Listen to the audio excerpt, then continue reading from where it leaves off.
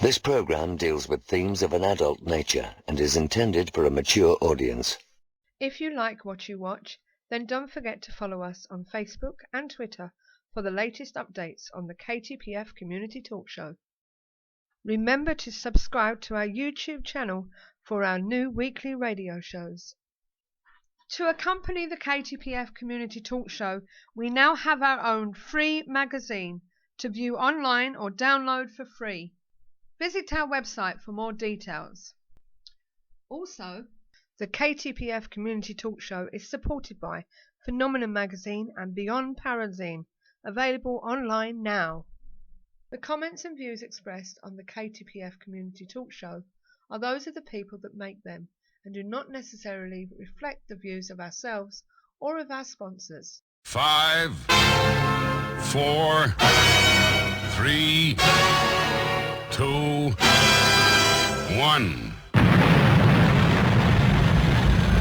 They've landed. You're in the right place. Online, on the web, and on air. All over the world. Talk Radio. You hear us, we hear you.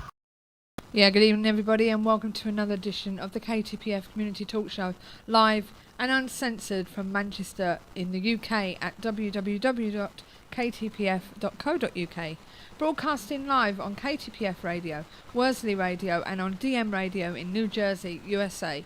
And also on our mobile listeners can listen to us at gotoit.link KTPF mobile. And for our regular listeners, you can watch us on Ustream, and the link for that will be in the chat room. My name is Suzanne, and over in Essex we have our regular co-host, parapsychologist and historian, Andy Mercer. Good evening, Andy. Hello, guys. Hey. Hello. How are you all doing? Not too bad, not too bad. You alright?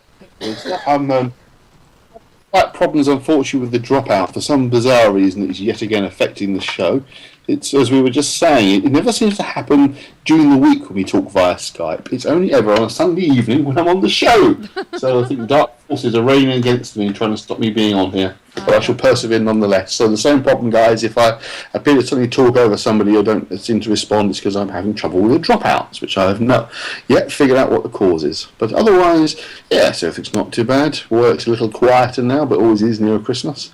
But I'm keeping myself busy because my book on Enochian magic is actually due back from the printers to the publisher on Wednesday. So it should actually be available to those who've pre-ordered. If anyone is listening who might have done, probably not, but anyone who has, it should be with you very, very soon indeed. So rather looking forward to that. All good news for me. Oh, that's okay then. Just in time for Christmas. I kind of know what you mean about the dropout, though, Andy. I've been sitting here for hours, doing what I got to do, and all of a sudden I start coughing again. I haven't coughed all afternoon. I don't know. So, Dark forces, definitely. Now we are here keeping the paranormal friendly each and every Sunday as usual, so pull up a chair and relax with us while we bring you a show full of the supernatural, the paranormal and other strange phenomena and weird noises from the Essex area. We have now updated our KTPF chat room for you, where you can connect via Facebook, Twitter, Google, Yahoo, or even register to the chat room yourself. Okay, so it's all there ready for you. As I say, that just threw me. Excuse me, can you go back to the dentist and get your teeth put back in? Yes, I've had my teeth out. Thank God for that. After waiting 2.5 years. Year and a half, nearly 2 years. I don't know. Stop making yourself laugh because you're making yourself cough. We're a very sombre show. Be quiet, respectful, no coughing. Yes. You can also don't forget, if you're listening on our chat room, which is on ktpf.co.uk, then you can join in with our interactive chat there as well. So if you have any questions for our guests, you too can get involved with tonight's show. You can also call us, if you would like to, via Skype by adding ktpf.paranormalshow to your Skype contacts. but please message us at the same time so we know you are a listener, because we've been getting some very bogus connections of late, and some of them I don't really want to get involved with. Yes, the occasional Russian wife comes through, doesn't it? Oh yeah. So if you've if you've missed the show, then you can listen to our last 4 podcasts via our menu bar at the top of the website, on the website itself, and you can also find a link there to our YouTube channel, where you can listen to all our past shows dating back to March 2012. We'd like to say a big hello to our guests over the pond at DM Radio. Hope you're having a great Sunday, and also to those listening at Worsley Radio. First of all, I would also like to give a shout out to one of our listeners, Chris McCarthy. He has a birthday coming up on the 16th of December, so big happy birthday from myself and the rest of the team here. Guys, give him a shout out. Happy birthday, Chris! Happy birthday. Happy birthday to you. Happy birthday to you. I'm going to try and do not sing. I can't sing. So we hope you have a good day, Chris, and I hope to see you around sometime. Right, okay, well, on to tonight's show. We have John Kaneko-James, if that's how you pronounce it. He's a writer living in London. He used to work as a tour guide at the Shakespeare's Globe Theatre and to maintain his own small business that was called Boo Tours, which specialised in entertainment walks across the scenic and macabre sites of London. But he doesn't do them anymore. He's a full-time historian now, and he's going to be talking about the Great Fire of London, which was a huge urban fire that started in the early hours of the morning of the 2nd of September 1666, and by Tuesday the 4th it had destroyed 13,200 houses, 87 churches, and a huge number of civil and ecclesiastical landscapes. Landmines. Do what? Ecclesiastical. Ecclesiastical. That's the one. So you don't pronounce the L, I take it. Say that again? Ecclesiastical landmarks. This blaze was a major blow to the British economy, and it created a story that is incredible in the British psyche. On the other hand, there were some very odd things going on, says John. So we're going to find out more about that and some other stuff related to London, and some spooky goings on that's been happening over the past millennia, I would say, and more. So we're going to find out. I'm looking more. forward to that, because I know absolutely nout about supposed hauntings and the likes that in and around London. Yes. So it should be interesting. There's quite a few things that he's going to be talking about. Yeah, having said that, the fire did a lot of good, because no offence, but London at the time was a right heap. Yeah. Well, apparently there was a lot of fortean stuff. Do what? So more than that, it killed off the plague. Precisely. It killed the rats in the plague, so it was a very good thing to happen to London. Well, apparently there was a lot of prophecies and fortean connection that happened around the Great Fire of London, and we're going to find out more about this. Things like storms of dead birds, prophecies that the cities would be engulfed in fire, and strange creatures being born from human women, and so on. So, so we're going to find do what, Alan? Andy? Alan? Where'd Alan come from?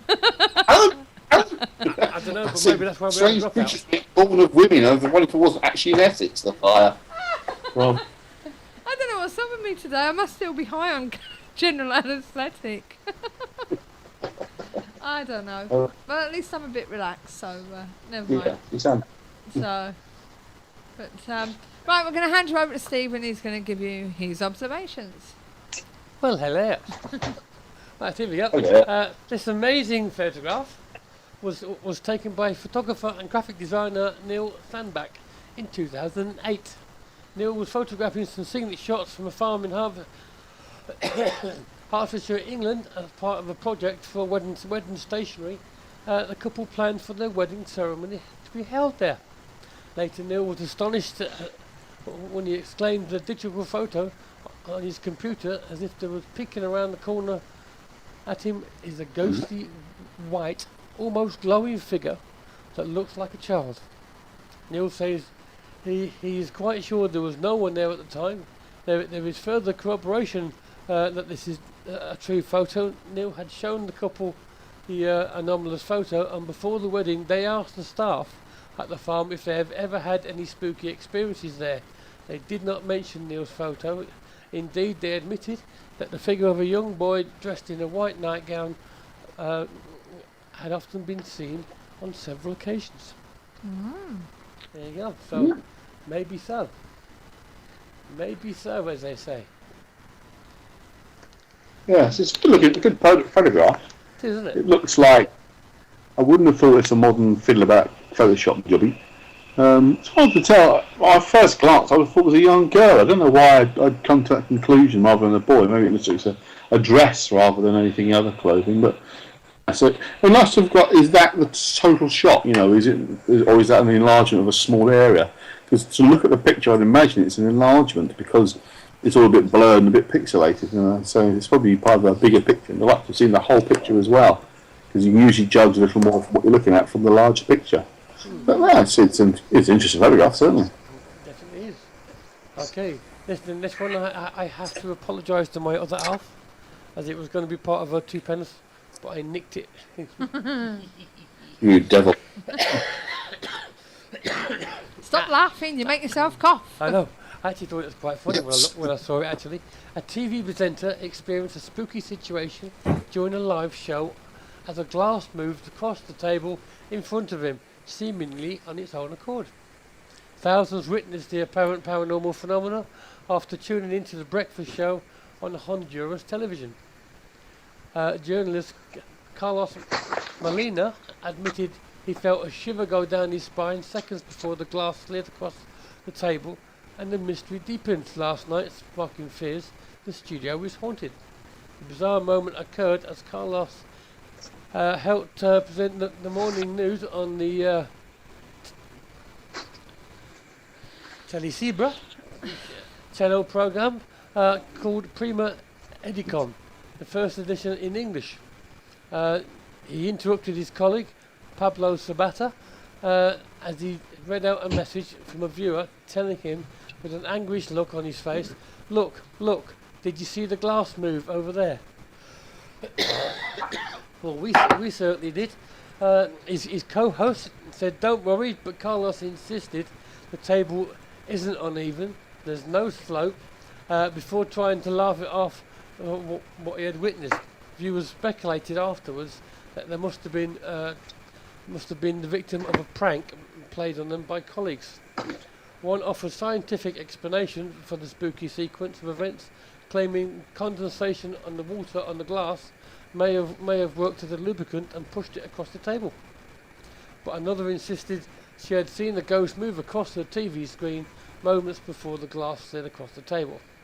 And Carlos deepened the mystery last night by revealing production staff were not behind what happened and admitted he was concerned. He said, I felt something strange in my body.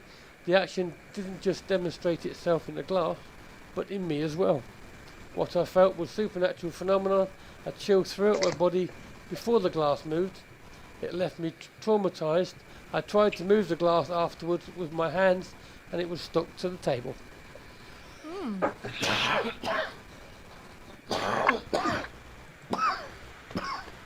do beg your pardon. It's considering well, there is another explanation. It could have been wet underneath.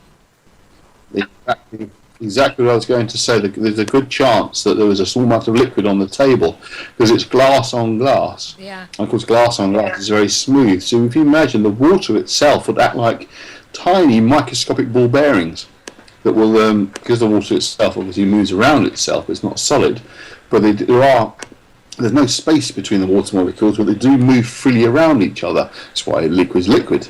So there's a very good chance, because I can actually remember reading that somewhere about glass on glass. So you can put a glass on a glass. There's always a chance it might move because it can't.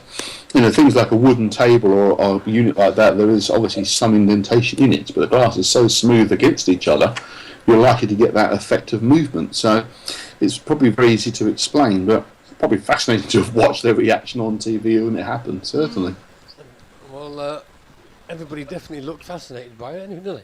The expression on the guy's face. Definitely a picture. Okay, this one's a little bit long, but I'm going with it. That's why I'm only doing 3 this time. A pensioner has been left baffled by what he believes was an encounter with a UFO. John Ford said it appeared as a bright light hovering in the night sky, which he was able to observe for several minutes. But it was sudden dramatic departure that made the biggest impression. He described it as being like Starship Enterprise on Star Trek fame. Both Mr. Ford 69 and his wife Joyce 70 witnessed the strange events above their home in Stoke Manor Close, Seaford, at around 6 p.m. on November the 26th. He takes up the story. He says, "My wife and I were about to go out for a meal while in the porch changing my shoes.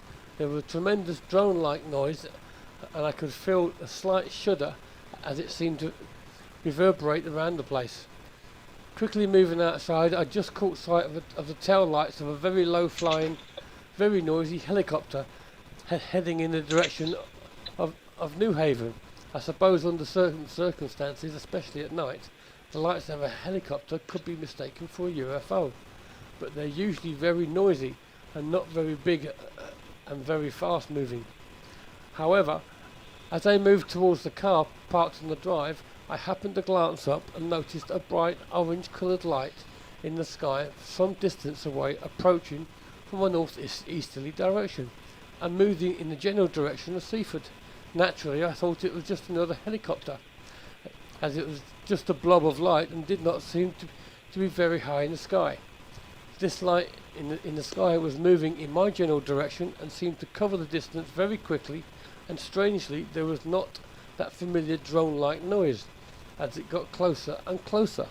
As this single blob of light reached a position in the sky quite close to where I was standing, it suddenly mushroomed into a very bright configuration of light that illuminated a large area of the surrounding sky and appeared to be simply hovering. As I watched the light show, it became apparent that in the centre of the illumination I could discern a very definite shape pattern that was around in outline, possibly more hexagon in appearance, with a sort of cross-like structure contained within the main outline. I was quite definite about this shape, as on reflection I was seeing reminded me very much of a large ground fixed type firework display, where you get a prolonged well-lit defined profile, or something or other, that also creates a surrounding aura against the night sky. However, this was no firework. The light spectacle contained some time, and I could quite believe I was witnessing. I shouted to my wife to come out and have a look, as I needed some reassurance of what I was seeing. By the time she joined me, the light show had started to subside, but nevertheless it was still clearly visible and now adjusted in its position in the sky. Both of us continued to observe the light for some time, which was reduced back to a clearly identifiable compact shape and was continued to hover, when suddenly, and without any indication of further movement, this object simply shot away at such speed up into the night sky that within a few seconds all we could see was a small dot that disappeared amongst the stars. The speed of which its travelling was incredible. I could only liken it to the Starship Enterprise going into warp drive. It was that quick. This last event was slightly unnerving and a bit spooky. What we had just witnessed could not be explained away, and there was no mistaking what we had seen. This series of events, from spotting the travelling light in the sky and the brilliant illuminate profile in the sky, and finally a manner of its departure, all played over several minutes. It was not an encounter that was over in a brief few seconds, when subsequently you may ask, did I really see that? And maybe come to seriously doubt what you thought you saw. because it was over very quickly. Whatever it was we had witnessed, these events had taken place, and as I've outlined them. It was not a helicopter, it certainly was not a plane. It could have been a drone, or possibly some sort of laser, or even an elaborate firework display of some sort. None of these possibilities sound very convincing or really plausible, though the possibility that it was indeed a UFO also be a little hard to swallow, but it was very, very convincing. My wife and I did something that was certainly very unusual and thought-provoking. I personally convinced that I saw a UFO because it was indeed an unidentified flying object in the true sense, but alas, no sign of any aliens. Given that we had witnessed what this series of events had played out over several minutes, I said to my wife that some form of reassurance and possible later verification that somebody else could have seen it, to have seen the spectacle, and that others would undoubtedly be reporting it, and that it would be out in the public domain if it was a hoax, and that it would quickly expose as such. Unfortunately, nobody else happened to see it. What do you reckon to that then, Andy? That's very impressive. I first opened the page of the article and saw the Enterprise. I thought, blimey, that's a good UFO to see. Anyway, interesting. It's these sorts of stories from otherwise, ordinary Joe public, not sort of the mad UFO hunters who run around the country trying to find these things. In a way, they're so much more believable. These people have got nothing to gain by coming out and saying these things. In fact, a lot to lose from, ridicule being made public of their experiences. So to me, these are the really good reports that I like, because it suggests, that they are valid. I'm not saying obviously people who go out and look at UFOs every night or even for a living are faking things at all. But, when they are the ones who tell you about what they've seen, you think, well, that's another one you've seen. Yeah, that's another one you've seen. It's Joe Boggs, the man in the street, the woman in the street, just coming forward and saying, well, I saw this. These are the ones I find most fascinating. You know what I'm saying? It's not I don't believe other people. It's just that these are the ones that grab my attention more. Yeah. Also, at their age, it's unlikely to be somebody that's just looking for a bit of publicity, Yes. I mean, we know of people whose names remain unmentioned who are very much into, whatever little thing they found strange, they'll broadcast because they're looking for publicity. They're trying to build a career, which is fair enough. We want to try and build careers. But, as I say, it's just the Joe Public ones I find the most fascinating. Right, I'm going to do my Tupenneth now. My Tupenneth. Hey, Okay. Paranormal investigators believe they have caught video evidence of the ghost of a Victorian maid who was burned to death in a house fire. The footage taken at Gresley Old Hall in Swadlincote, Derbyshire, appears to show a haunting figure appear in front of a white wall before floating towards the camera and disappearing. It is claimed the ghost is a lady in her 60s who burned to death in a house fire during the Victorian era. Medium Ian Griffiths, 47, and a TV crew caught the footage while investigating the 16th century farmhouse last month. Ian, who works as a carer, said, "I could see a woman with dark hair in a bun. She had a white flowing dress that looked like it was from the Victorian era. There was a circle of light where she appeared from. I think this was the energy of the spirit. I think this was the energy the spirit appeared from before vanishing again," he continued. "I believe she was a 65-year-old lady called Marjorie who worked as a maid at Gresley Old Hall. When you communicate with spirits, you pick up their emotions and ailments. Like this lady was struggling to breathe and that she was very anxious," Ian added. "It seemed like she was crying. All that I could tell was that she was very upset and was panicking.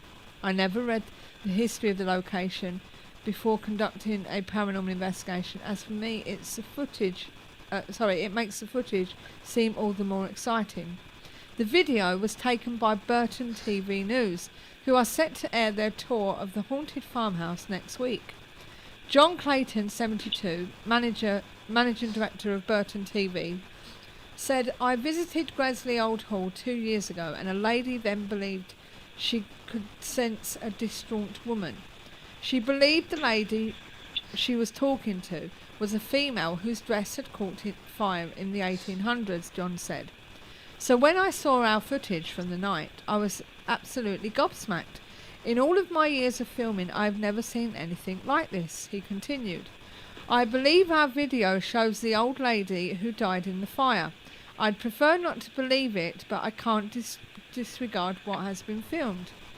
The camera is facing a lime-washed wall, with no other light than the infrared camera in a derelict room. There's no mirror, no glass, or anything that could have been used to digitally produce this footage whatsoever. There would be no reason for us to fake this, he said. I've been in two minds about putting the footage up, as I know a lot of people will have their doubts, but we can only present what we have shot. Many other people have captured footage that they also think proves the existence of ghosts. Roy Hyde, 79, chairman of Gresley Old Hall, said a lot of people believe there are ghosts in the house. I've never seen anything myself, but there are stories about an older lady who was burned to death in the building. One of our old stewards had a Labrador that was terrified by the main hall and would refuse to come in. Dogs have a sixth sense to the paranormal. This dog wouldn't step foot in the place and was clearly very scared. Gresley Hall is one of the oldest buildings in South Derbyshire. It nearly goes back to the 15th century, so there could very well be something haunting the place. So what do you think to that, guys? So It's impressive. Certainly sounds good. yes, have you seen the video? I haven't. For some bizarre reason, most of the time if I go to links on the Mirror's website, the videos never bloody work. I don't know if Well, it's this because of my one's working, computer but or I what, have but it actually- always, I have the turned same. it down. Video- I have turned it down, so so that you can't hear it. But so if you turn it down, if you all I ever get is video loading. so I only get video loading, a little clock symbol. They never start. is it working I now? don't know why. No, they never do. Whenever I go to a Mirror link with a video footage embedded in the Mirror's link, it never works. All right. So well, it's playing for me anyway. So It's playing for me as well. I'm not sure about that. To be Oh. honest with you, Steve. No, I mean, is that supposed to be a mirror we're looking at? No, he said there was no mirror there or anything. It's just basically an infrared camera On a wall? on a wall. And it's that thing on the side there that keeps coming in and Yeah, out. something keeps coming out the side there. You know what I mean? So I'm not sure what that is. I don't actually understand why anybody would put an infrared camera on a wall. I don't know. Doesn't make sense. So But there you go. You'll hold from a wall. I mean, if it was a mirror, I would say that the slight movement of the camera, you would get a reflection of something else come through. But no, there's no mirror Yeah. there. He said, or if anything that's like just that. a wall, I don't get why anybody would put a camera looking at a blank wall. It doesn't make So sense. it's saying it's no reflection or anything. So strange. So you know, I mean, it's interesting what you see, but the background to it doesn't make sense. no. Why would anybody put an infrared camera on a blank wall? Yeah. It just doesn't make sense to me, that. No. Doesn't. Which Does it? would seem to suggest, that being the case, that it's a bit hooky. Mainly because of that. I mean, if it was across a room, looking at a wall, so you got the room in, Yeah. I would say yeah, maybe. But all you're seeing is a wall, so the camera must be pretty close to that wall. It just doesn't make sense. Yeah. I would just like to see the video. To make my own mind up. They just never work. I don't know why. Maybe it's a Mac thing, I don't know. Maybe. Maybe. Yeah, maybe Mac so. away. Maybe so. So, Never mind.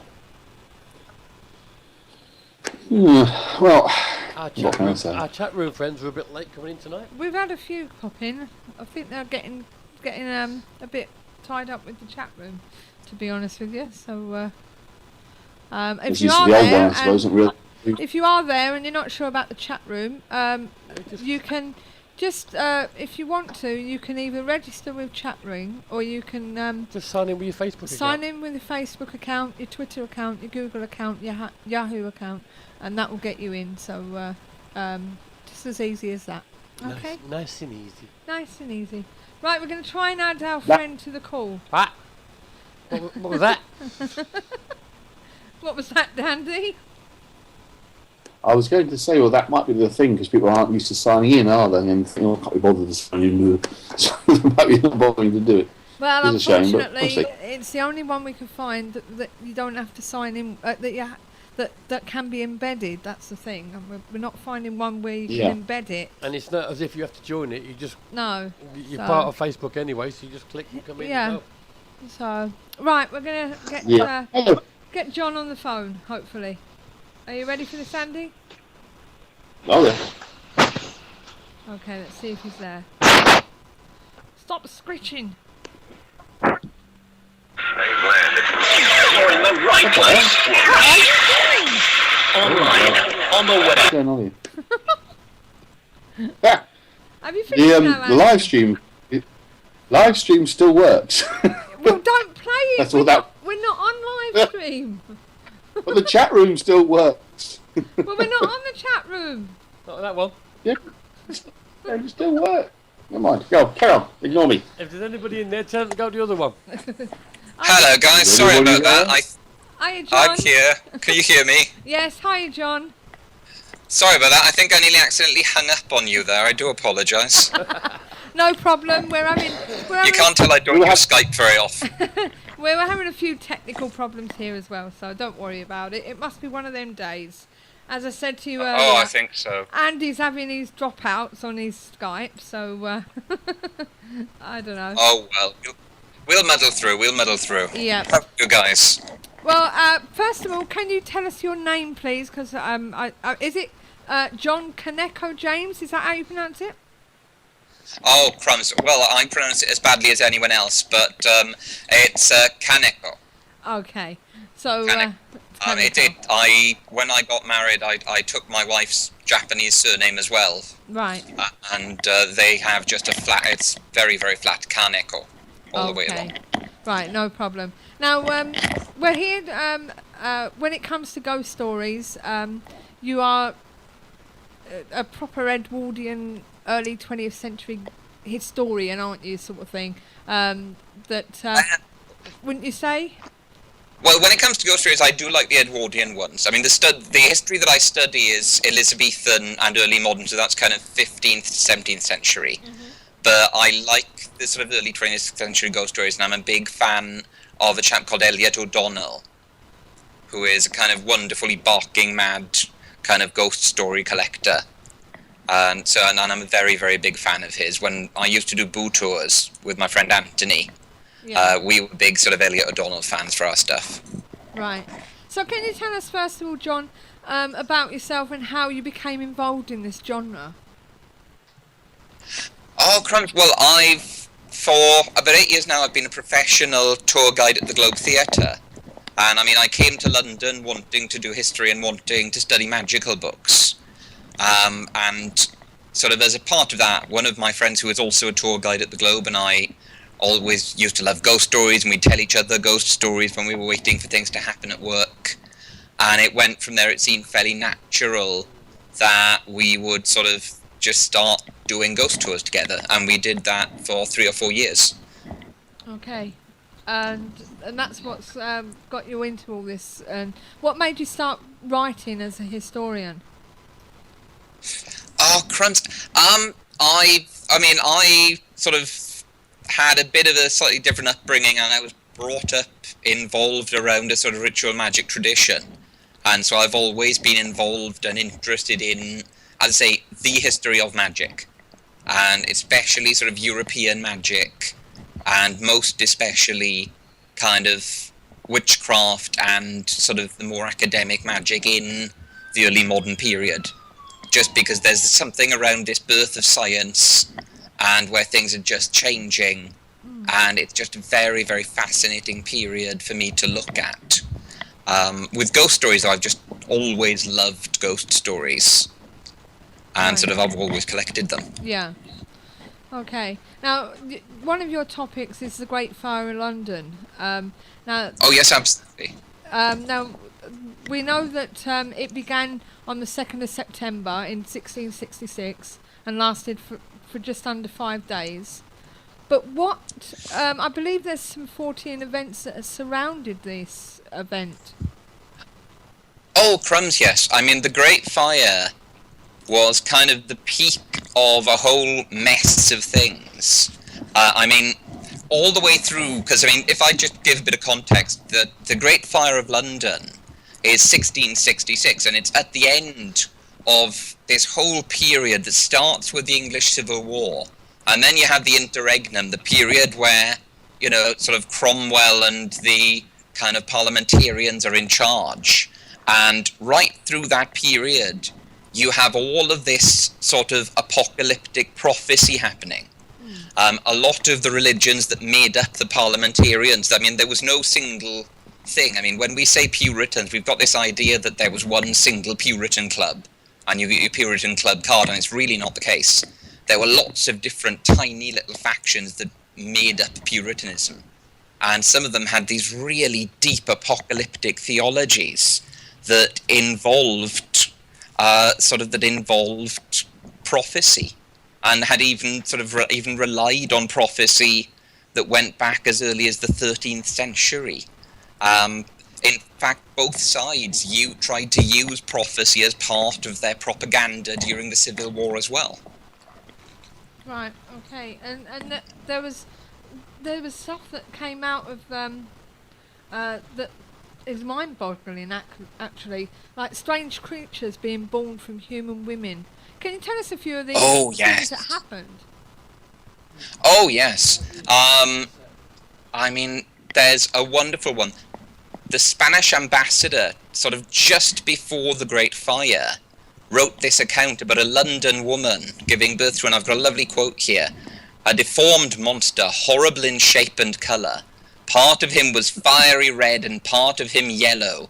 On his chest was a human face. He had the legs of a bull, the feet of a man, the tail of a wolf, the breasts of a goat, the shoulders of a camel, a long body, and in place of a head, a kind of tumour with the ears of a horse.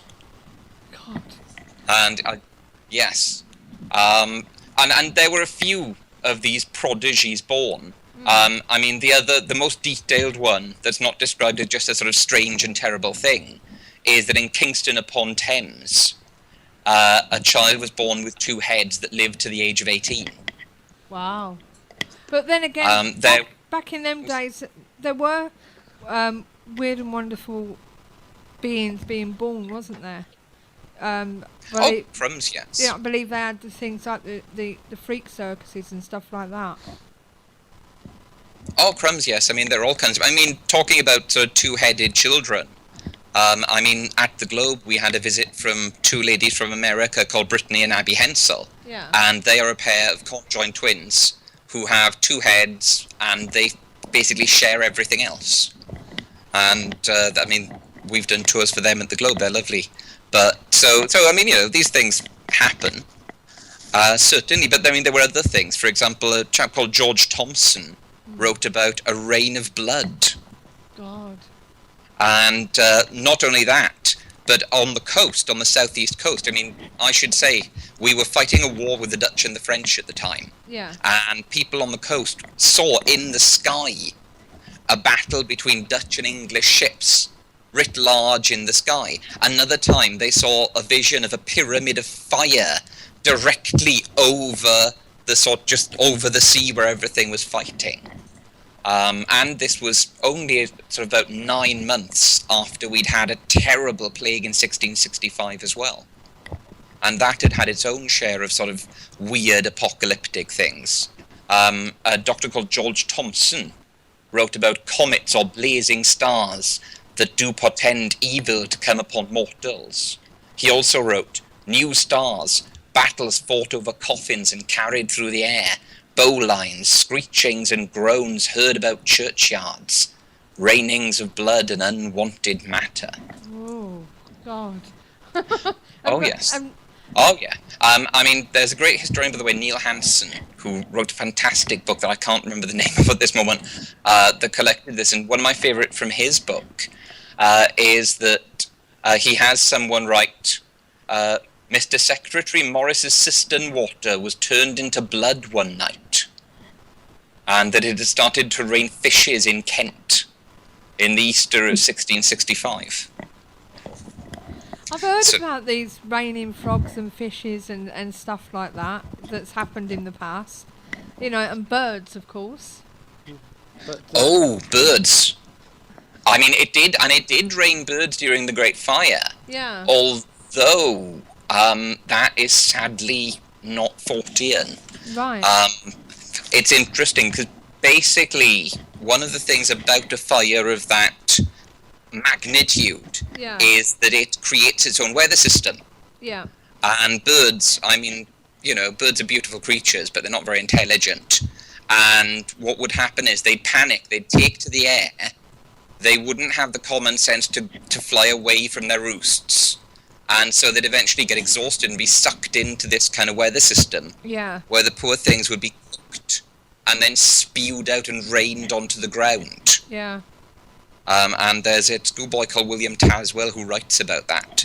About all of the birds who were roosting in St. Paul's Cathedral, the original, sort of just being killed and cooked and raining down onto the earth. Oh, right. John, can I just ask, whereabouts is your mic? It's in front of my mouth. Are you getting issues from it? Yeah, it keeps popping. Can you just move it away a bit? Yeah, give me a second. I'll just kind of jiggle with it a little bit. As I say, it's just popping every so often. How's this? Hear you moving. Sorry about that. It's the Better? noise of the moving them, John. What was that, Andy? Is this okay? You're saying that if John, that's it. He's fine. What it is, it's where the mic itself is moving as you're speaking. And that's what you're hearing. Right. It's like you get sometimes you camcorder and you're tapping the camcorder. You get that kind of noise on your camcorder recording. Okay. But it's perfectly clear. That's all right then. Now, what's this about what the fire did to the corpses? Oh, yes. Well, this is a fairly grim thing. I mean, back at the time, people got a lot of hope from this. There were all these kind of miraculously preserved corpses of saints that were found in the wreckage. And sort of everybody thought, oh, well, that's a wonderful sign of rebirth and all of that stuff. Unfortunately, what they didn't realise, and we know this, unfortunately, because of the horrors of the Dresden firestorm, is that when you cook a body at a certain temperature, it instantly mummifies. And so they weren't finding the miraculously sort of well-preserved bodies of saints. They were finding unfortunate bystanders whose bodies were very new that had been just killed and instantly mummified by the fire. And in fact, one of the sad things about the Great Fire is that although people say there were only sort of 8 to 10 people killed in it, one of the facts is that when you have an inferno of that magnitude, a lot of the time, unskilled rescuers don't even understand they're looking at dead bodies. You get bodies that can be mistaken for pieces of wood or even pieces of stone because of the magnitude of the heat. Right. Now, these bizarre stories you've collated into a children's book, I believe. Yes, I have. Scare the children. Scare the children, isn't it? I glossed over a lot of the corpse material. The Reigns of Dead Birds are in it. Okay. There was one I was asked to remove by my publisher. One of the other things that happens to dead bodies during a firestorm is that carbon monoxide bonds with your body fat, which turns you into all these lovely bright colours. And so you become like a giant human jelly baby, basically. I thought that was quite cool, but apparently it's a bit much for the children. Although, one of the things I thought was hilarious was, I found out that just 2 years after the Great Fire, we had something called the London brothel riots. Oh, yeah. It was a price-fixing scandal in the London brothels. Basically, some sailors down in Poplar found out that the nobles who owned various London brothels were meeting regularly to fix their prices. And it caused a huge number of kind of riots all the way through London, including through some of the refugee camps after the Great Fire. Oh, right. That wasn't allowed to be in my children's book either.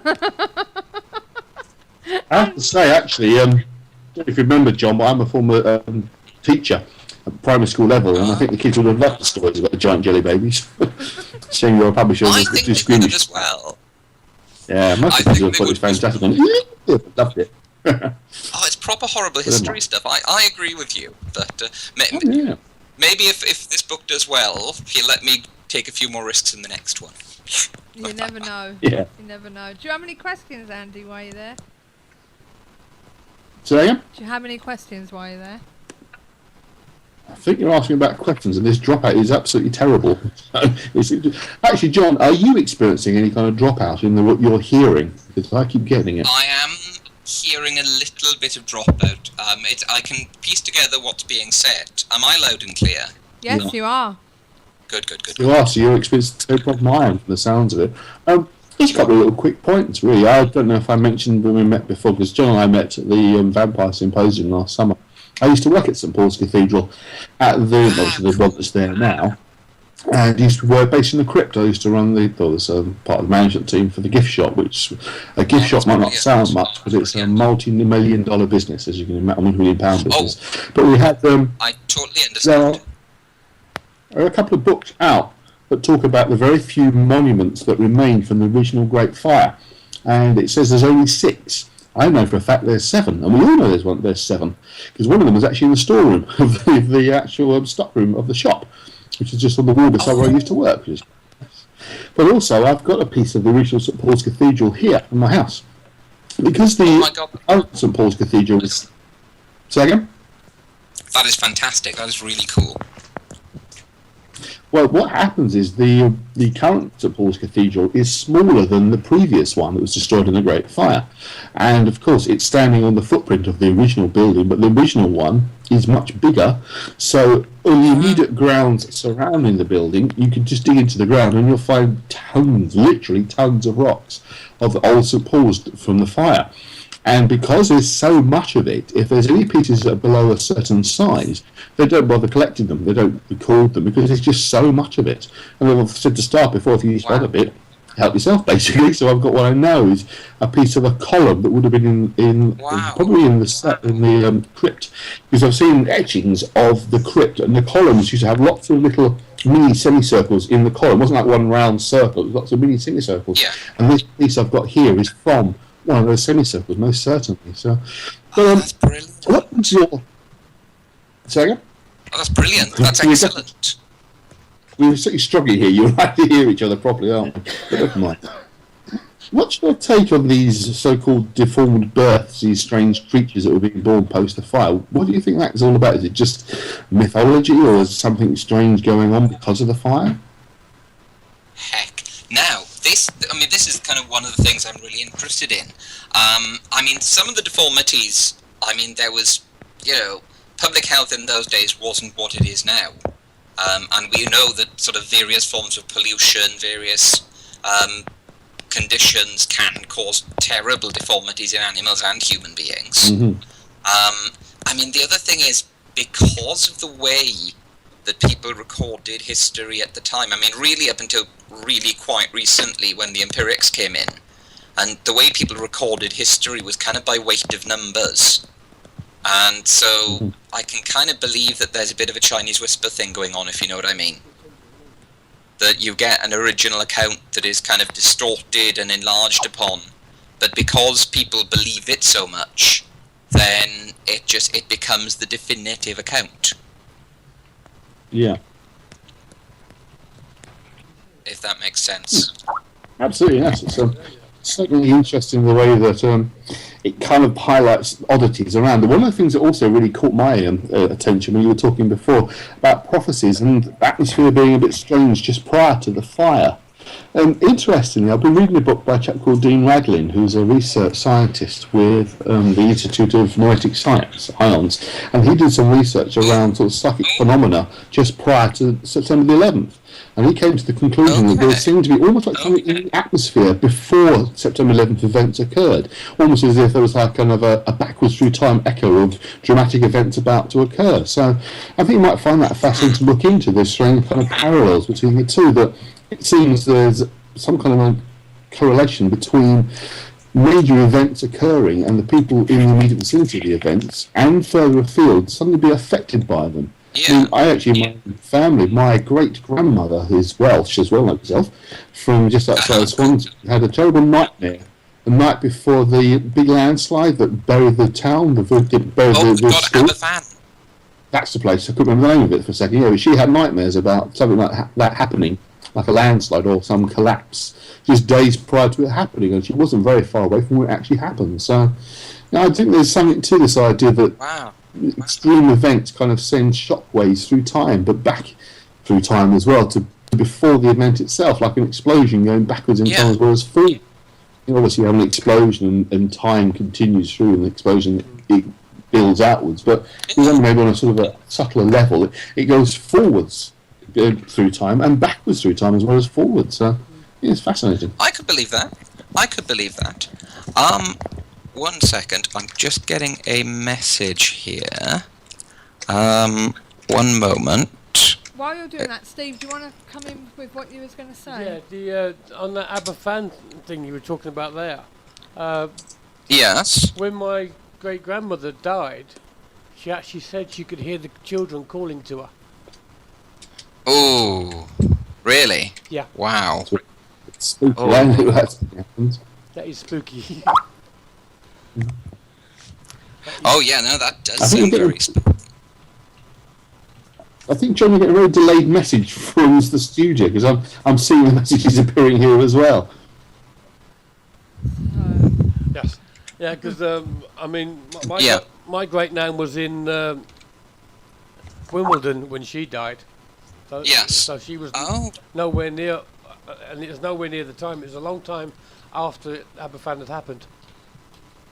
Well, one of the things that they're talking about as well is the concept of quantum entanglement, which is a very fascinating theory that, without going into all the details of it, one of the possibilities are events that are no longer location based, that they can be, a person can experience an event occurring and be absolutely hundreds of miles away from where it's occurring, but because there's some kind of connection, well, however remote, however faint, they are experiencing the same thing. It's based on this quantum entanglement idea that you can take two particles who are sort of connected to each other, separate them, spread them over millions of miles, or further afield, light years even, affect one, and the other one will show the same effect being put upon it, if they only do it for one of them. So the idea there's some kind of quantum entanglement at the subconscious level of the collective unconscious.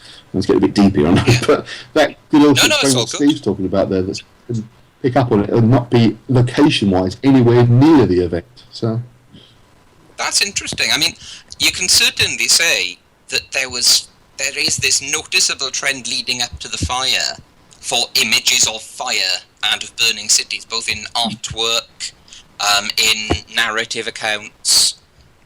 So there was certainly a sort of penetration into the psyche of fire. Absolutely. Going on all the way through sort of narratives of prophecy. And that is itself somehow reflects backwards through time as well to places at time before the event actually occurred. I find it personally absolutely fascinating. So, that is fascinating. That is really interesting. The other thing that we talked. Okay, just say one other thing we talked about a few weeks ago on the show, because we do like news articles, was a couple of occasions, one in China, one in South Australia, where cities from very far away off have been seen in the sky, strange weather conditions.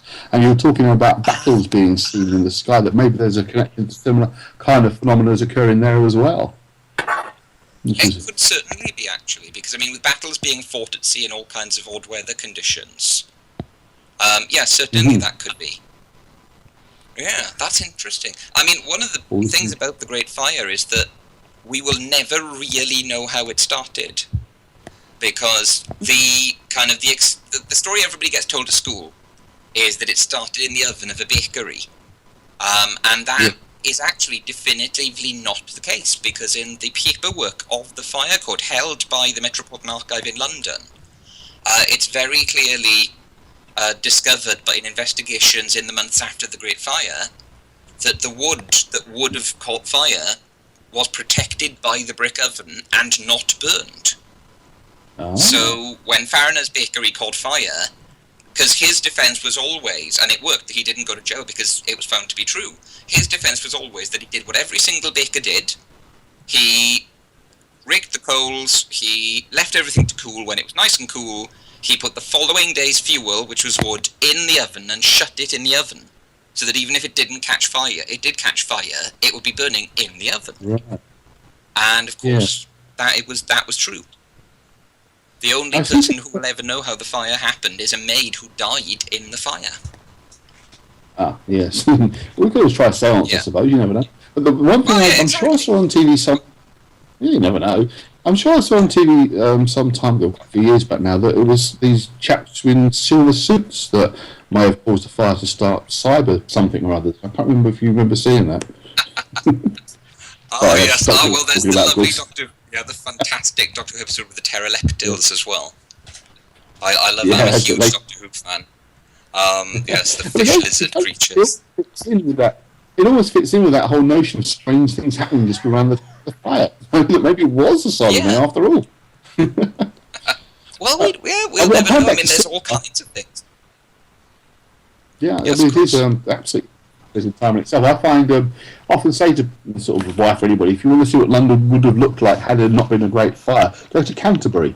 Because Canterbury and London, as they would have looked, are very similar with those close-knit buildings, mainly sort of Elizabethan period buildings, a lot of them are sort of the white wood and black timbers. So that gives you that kind of sense of what, and of course what the original, or the earlier, because it's not the original St Paul's, there's one before that even, but the previous St Paul's would have looked rather like Canterbury Cathedral. So often it's a good way of getting a sense of how London would have appeared, certainly.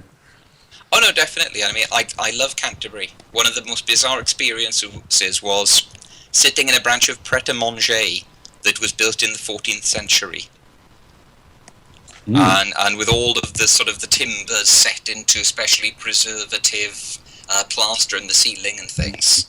So yes, no, very much so. And weirdly, because of course after the fire there was a huge competition for whose plan to build the city would happen.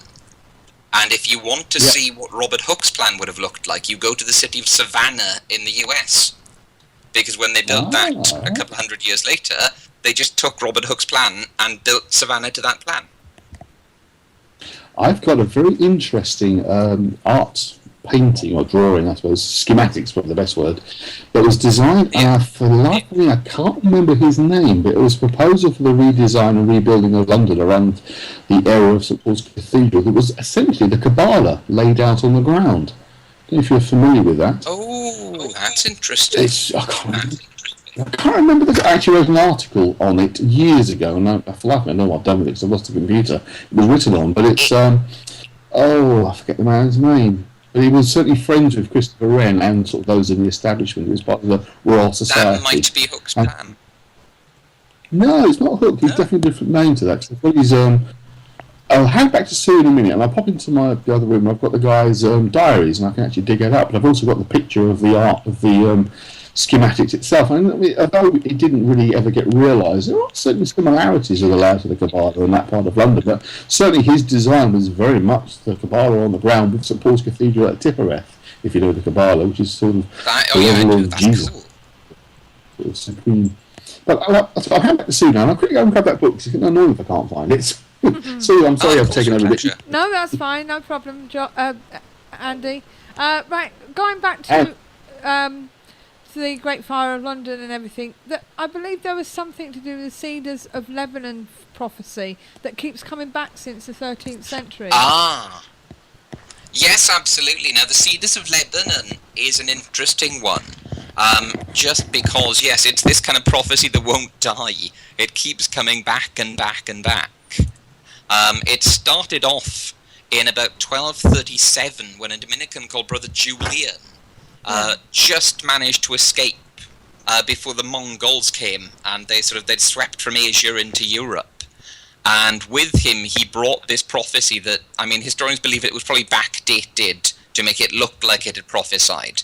But it's this beautifully sort of ominous prophecy The high cedar of Lebanon will be felled. Mars will prevail over Saturn and Jupiter. Saturn will waylay Jupiter in all things. Within 11 years there will be one god and one monarchy. The second god has gone. The sons of Israel will be liberated from captivity. A certain people called without head or reputed to be wanderers will come. Woe to the clergy, a new order thrives. If it should fall, woe to the church. There will be many battles in the world, and there will be mutations of faith, of laws, and of kingdoms. The land of the Saracens will be destroyed. Wow. And yeah, I mean, you could apply that today. You could say, oh well, people without a head, that's anonymous. Yeah. And the rest of it, I don't think I need to talk anyone through. No. And this was kind of repurposed and retooled and came back every sort of couple of decades, all the way through the sort of 13th century, the 14th century. By 1351, it was being applied to the Holy Roman Emperor Charles V. And so, you know, they were sort of saying, oh, well, he is part of the prophecy, and there's this version called the Magdeburg prophecy, where he adds on the sort of words, Charles, son of Charles, will come. And naturally, that was a really, really useful thing when you have the Civil War coming along, and suddenly they need a prophecy to big up their Charles I, Charles Stuart. Yeah. And so we have all these prophecies coming out, sort of spurred by the Cedars of Lebanon for Charles. I mean, there's one written by a chap called James Maxwell. It's a little earlier, really. You know, happy sight to see Prince Charles one day, with Castriotti, once chief of chivalry, against the Turks his banner to display, that he's named Duke of Albany, so men may him a second Skanderberg entile, the horror of the Turks, the Hector of this isle. And so they were very much intent on sort of bigging Charles up through prophecy, and it just fueled the prophetic fire. So on one side you have all the various little groups that are the Puritans, saying that, you know, yes, this is it, this is the end of days. You know, this is the war against Satan, who is, of course, the Stuart monarchy. And afterwards we're getting the promised land, with on the other side, of course, Charles's people saying exactly the same thing. You know, I mean, Europe had been stoked up for the end of days since about the 5th century AD, when Augustine kind of worked out that we were in the final day of creation. And so they were all, you know, really, really convinced that it was the end of days. Lord. Wow. I'm back with the information I was just talking about. It's John Evelyn. John He's Evelyn? another diarist, obviously, from the same period. I've got 2-volume set of his diaries here, and I'm just going to find. I've lost our page. Otherwise, can you see our page, John? Have you got it on screen? Your web page. Yes, with our chat room, because I can put an image. I'll put the image I've into the got chat Skype room. open. Are you? If you've got the internet connected as well on your laptop, Oh, you go yeah, on I've to. got the web open in front. If you go to our website, ktpf.co.uk, and scroll down, there's our chat room, and I've just put the link in there, and you can see the Kabbalah on its side in the layout of London that John Evelyn had planned. Everyone else can see that as well? Yeah, I'm seeing that. I'm waiting If for you the do the site to Kabbalah, you have come to in. draw the line to trace the pattern, but if you know the Kabbalah at all, you can see it's there. I'm seeing the chat room. Right, there's a link at the bottom can see. there. Clicking on it. No. You should be able to Oh, see it. there it is. God, do you know? I have looked at the John Evelyn plan before, and I'd never seen that. But I can see exactly what you're saying now. Yeah, it's That's amazing. I fantastic. have to dig out the article I've written. I'm sticking it out in a magazine. I've got a full colour version of this. I was actually looking for images of old St Paul's years ago on a holiday, and the guy said, I haven't got any of them, but I've got this street plan of London you might find interesting. It was this, but mine's in colour. It's blue Thames, and the grey stuff is red on mine. But yeah, you can draw the Kabbalah into that very easily. And although this design was never fully written, it's not how it turned out. It is quite spectacular, really. That is amazing. Yes, because you can see it. I mean, I don't, because the version I'm looking at isn't numbered, but I mean, you know, you can see sort of Kether over there at the one marked 14 just before East Smithfields. Yeah. 13 where Tupenneth would be. Yes, odd there with the cathedral, which would work for the Kabbalah. Yeah. And then over at, I don't know what 20 would be. But yes, and then Malkuth down at 20. Yeah, if I can find my colour version, I scanned it and then I've actually drawn it into the Kabbalah, into the image, so you can much more clearly see it. Well, that's on my old hard drive buried away somewhere, but I'll have to dig it out at some point. Yes. But, do you have these diaries of John Evelyn? It's a 2-volume set I've got here. I've got extracts from them. I don't have the diaries themselves, though. I've got the Pepys diaries. I got quite into Pepys when I was researching this. And all of his sort of... Well, because he was a big fortean and a big fan of the paranormal. And I mean it in genuinely the same sort of sense that we are. Yeah. You know, he loved collecting ghost stories, and he did a paranormal investigation. He spent the night in a haunted room, you know. He collected stories of possession and magic and spells. Of course, he also collected spells, mostly because he was also a raging sex maniac. And he collected various spells that he hoped would allow him to avoid the clap. Yeah. Because, it's one of these funny things. I found this again while researching my kids' book. This didn't go in either. But, yeah. That's no surprise. Yeah. No, Pepys was a proper sex maniac, and... You know, he even invented a special code language in his diaries to discuss his kind of sexing, because he was scared somebody would find it, because it is prodigious. You saying that now? I think I've read that somewhere. I'm sure I have. That coded messages in his diary to himself about what he was his activities. Oh, yes. I don't know. Oh, yeah. I mean, there's one... Yeah, I mean, there's one bit where he's been fighting the fire and he goes off to see a Mrs. White, I think somewhere around Limehouse near the docks, you know. Yeah. Sort of, you know, and he's like so morally outraged by himself that he leaves at 3 a.m. instead of his normal thing of staying for breakfast. I don't know. Oh dear. I believe he was a bit of a skeptic, though. Oh, yes, definitely. Well, actually, right. I'm going to qualify that. Uh-huh. He was a skeptic of some things. He was a big skeptic of Lily. He thought that William Lilly was absolutely full of rubbish. Right. Although it's possibly that's because Lilly was a bit of a parliamentarian in the day, and Pepys was a royalist. Yeah. And Lilly was one of the many people who failed to predict the Great Fire in his astrological charts. In fact, there's one brilliant one, if I just take a second to look at it, because there were various excuses by the astrologers used for why they had variously not predicted the Great Fire.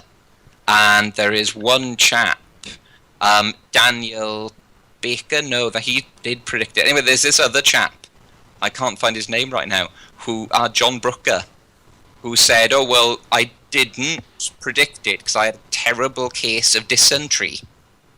And I've got to be honest, I made up my prediction off the top of my head because I was so ill I just had to get something out. But yes, he was a big skeptic. All right. Certainly of astrology sounds of it, yes. Yeah. Yeah. Oh yes, you know, he believed that spells could cure his clap and sort of hung on the every word of people who told him stories about a thing called the Tedworth drummer, which is kind of quite a cool mixture between a poltergeist case and a bit of witchcraft. Right. Where a family are they have a family in, Tedworth House, are vexed by this sort of poltergeist-like spirits that torment their children after they take the drum away from this sort of itinerant musician who has a fake passport. And they take his drum away, he gets banged up in prison, and ever afterwards, for sort of quite some time afterwards, they have all these terrible things happening, shoes being thrown across the room, weird squeaking floorboards, sort of odd things, cloths folding themselves up to look like the devil, and speaking to the children, and sort of Pepys hung on every word of this. He loved it. Wow. Now, I noticed on that map, there was bits mentioned about Smithfield. I believe Smithfield Market is quite predominant place, and it was connected with William Wallace and Bloody Mary Tudor. Oh, aye. Oh, yes. I mean, William Wallace was executed there. Uh-huh. And that's where he was hanged, drawn, and quartered, although, you know, it wasn't like the film. No. He probably didn't stand up at the end and say, "Freedom!" because, you know, they'd by then already hanged him, pulled his guts out, and cut him into 4 bits. But, yes, indeed, he was executed there. When I did Boutros, I always used to joke that if you listen quietly at night, you'll hear him shouting, "Freedom!" But what is also certainly true is that Mary Tudor, of course, used to sit. Actually, for those who might not have been to Smithfield, Smithfields is a big, wide, open space even now. Yeah. And in one corner of it, there is this little sort of timber-framed gatehouse that is the entrance to, I think, St. Bart's the Greater Church. There's 2, St. Bart's the Lesser, which I think is in the hospital, and St. Bart's the Greater, which is outside. And it's this little timber-framed gatehouse, and it looks really sweet. And apparently that is where Mary would sit to eat steak and potatoes while watching Catholics be executed. God. And she had As you do. the steak. Oh, God. That sounds appalling. Is she busy as well? Yeah. There's other areas I've picked out that you might be able to tell us a few stories from. Farringdon Underground Station. I believe that's connected to Anne Naylor, and also got a bit of a tentative connection to Charles Dickens. Oh, yeah. Well, the thing is, Anne Naylor is such an Oliver Twist story. Yeah. And I love it because it's such a great example of exactly the sort of thing that Dickens kind of was fighting against. Because the thing with the Anne Naylor story is, there is one part of it that absolutely definitely happened. Yeah. Like a lot of ghost stories, there is a part of it that irrefutably is fact. And then there's the other part that we are still researching. It may be, it may not be, we don't know. And with Anne Naylor, she is this poor orphan girl sold as an inverted commas apprentice to the Met Yards, who are these mother and daughter that make hats. And she's used pretty much as slave labour, and she's very weak of constitution, and she can't do the punishing amounts of work. You know, like one of these poor children who ends up in a sweatshop, essentially. Uh-huh. And she tries to escape from the factory, and she throws herself upon the mercy of sort of a local milkman. You know, and whereas if it was the end of a Dickens book, she'd get away. It's sadly, for Anne Naylor, it was the middle of a Dickens book, and therefore he turns out to be horrible, and he takes it back to the Met Yards, where they tie her to a doorknob, starve her, and beat her, and she dies there in the middle of the night, tied to the doorknob. Oh, God. At which point, the daughter, Sarah Morgan, Met Yard, sort of comes down, realises she's dead, beats her corpse with a shoe, then makes some pathetic attempts at resuscitating her, and finally, kind of, the mother and daughter, they cut the body up, stick it in the attic until it begins to smell, and then sneak it around the corner to the Cock Lane gully hole, where they dump the body, and then about a year or 2 later, they then fall out, and have an argument, at which point the mother writes a letter, I believe, to the vicar or the parish authorities, and basically says, oh, my daughter did it. And of course they're both arrested and they're both hanged, and there is a terrible scream on the platform of Farringdon Underground every night when they're sort of clearing out. And some people say that's the ghost of Anne Naylor, others say it's the ghost of the Met Yards. Which station is that again? Farringdon Underground. Farringdon. Farringdon. I'll tell you what I can do actually over Christmas. I have a cousin who works for the London Underground, but they do a lot. Well, actually works for a private company, but they do a lot of the repair work on the London Underground at night when it's obviously closed for traffic. And they've had all sorts of stories about strange goings on and noises and things they've heard. So I asked him if he knows anything particular about Farringdon and see what he comes back with. Because he's not necessarily a believer, but because he's the shift manager, so he knows most of the other guys who do work under him, and he often hears them telling him weird stuff they've had happen. So I'll have to ask him actually if he knows anything about Farringdon, if there's any stories about Farringdon have come up. In that case, actually, Andy, if you do, could you ask him about the new section? Because here's the thing about the new section, unless I've really read the maps wrong, is built pretty much on the site of the old Cold Bath Springs prison. And that was a really terrible prison. I mean, it wasn't terrible like the Clerkenwell House of Detention, which is about a sort of 10-minute walk away. That one was a proper, horrible, Newgate-like prison where people would rot and it was filthy and diseased. Cold Bath Springs was a bit more progressive, and in a way that's why it was so horrible, because it's where they try out all the trendy things. So that's where they tried out a thing called the treadmill, where you literally put someone on a treadmill for like up to 17 hours a day. That's where they tried out the silent system, which is a horrible system of imprisoning someone, where they don't speak for their whole sentence.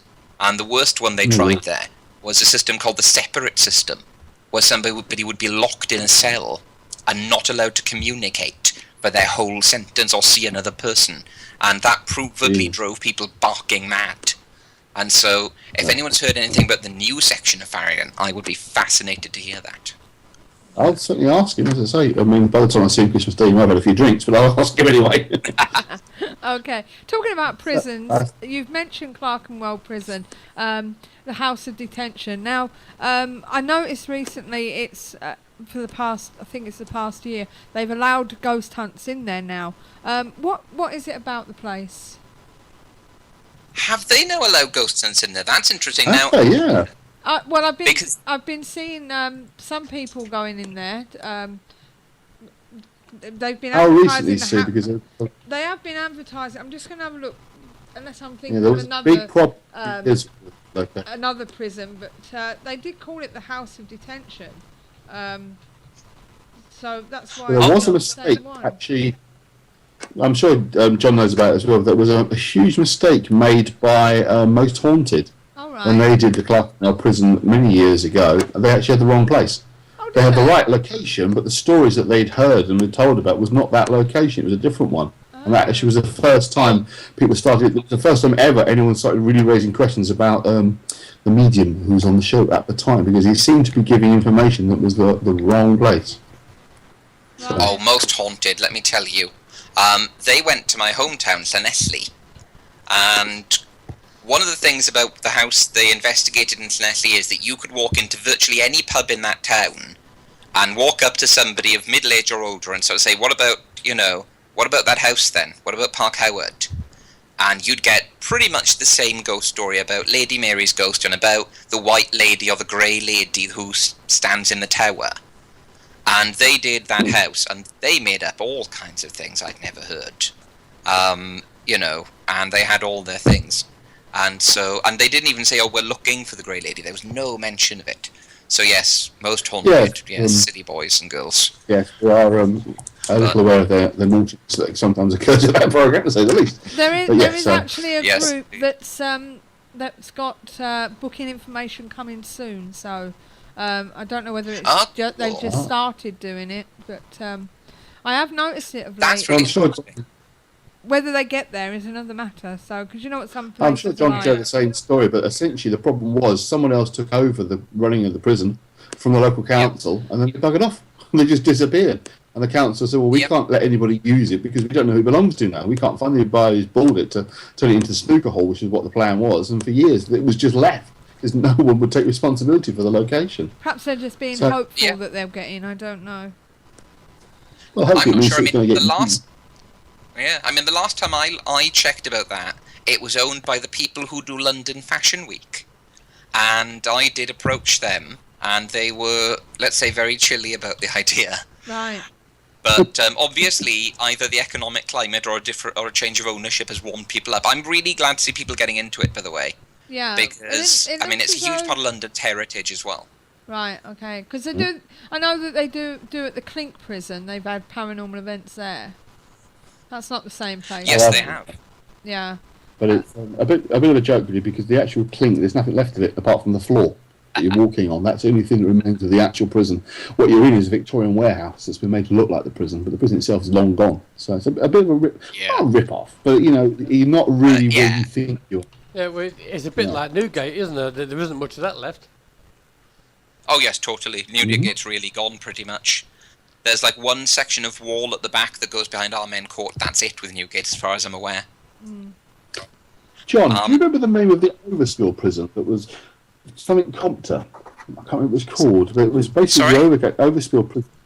There was a place, it's called something Compter. It was the Overspill from Newgate that was built.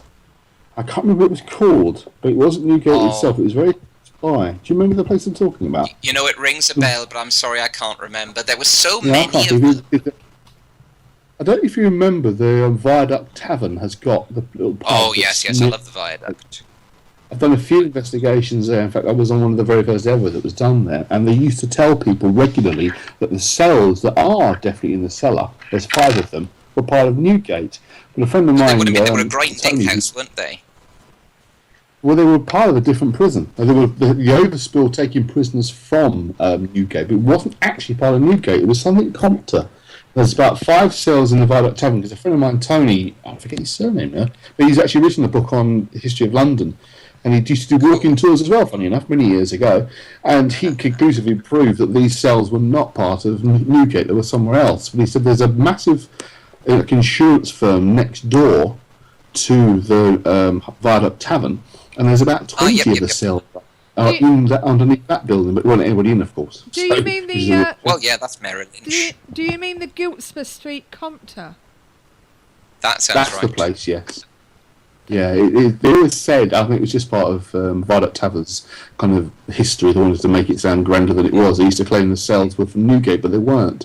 And I say Tony found the original layout plans of Newgate and the Compter, and showed quite clearly that it was a different prison. But it was close connected. It was just an Overspill. Say again? Oh yeah, no, I remembered the fact that it wasn't Newgate. But that makes sense. That's cool. That is cool. Now, John, have you ever entered the East End on your historian quest? Where there must have been more hauntings and events other than Jack the Ripper and Spring Hill Jack. Now, the East End is a little bit of a Here Be Dragons territory for me, for the simple reason that when I set up Boo Tours, and we sort of sat down, we thought, okay, well, we're going to have to start collecting these stories systematically, and not just kind of just doing it for our own pleasure. We have to set up routes and walks. Yeah. We're already working in tourism, and the East End is so oversubscribed by these Jack the Ripper tours that we decided to leave it alone. I mean, for example, I've got a friend who's a blue badge who does all kinds of walks around the East End. And she described to me one summer evening a few years ago, long before all this furore with the new Jack the Ripper Museum, where you had 12 Jack the Ripper tours, and for 2 of them, the guides were clashing, fighting, like yelling at each other over like a 5-foot scrap of pavement outside a kebab shop or whatever it was. And we had a little think, and we were just like, yeah, no. So I'm not very knowledgeable about Ghosts of the East End, I'm afraid, because Ant and I always just kind of stayed away from there. I think it's a shame, because I'm sure if people were to dig deep, there would be more hauntings and events apart from the Jacks. You know what I mean? Spring Hill Jack and Jack. Oh, there must be so much. There's got to be many, but they've been overcasted, haven't they? With the they've been overlooked completely because of it. Oh Lord, yes. I mean, one of the big things. One at a time. John. Oh no, but no, just sort of saying that. I mean, the East End has a huge heritage and culture, and there certainly must be a lot of supernatural stuff and ghosts. I mean, you know, for example, out near Mile End, unless I'm very much mistaken, is where John Dee had his house, and there must be something associated with that. Yeah. Okay. You know, and there's all that. Andy? Stop here for a second. No, John Dee did live in the East End and never was. That's part of thought he was only the novelisation. No, that's part of that novelisation that was written on. But no, he never lived in Mortlake. When he lived in London, obviously he moved off to Europe for quite a number of years and travelled around. Because if you remember me telling you in the summer at the symposium, my book on Knockin' Magic, John Dee, that's actually coming back. Yes, it's coming back from the printers on Wednesday. Hooray! Good luck, man. Excellent. Yeah. So yeah, I've also done a lot of research about his history and stuff. And I don't know why, and I forget the name of the author who wrote it. But he wrote a novel based on John Dee that in many areas was very accurate.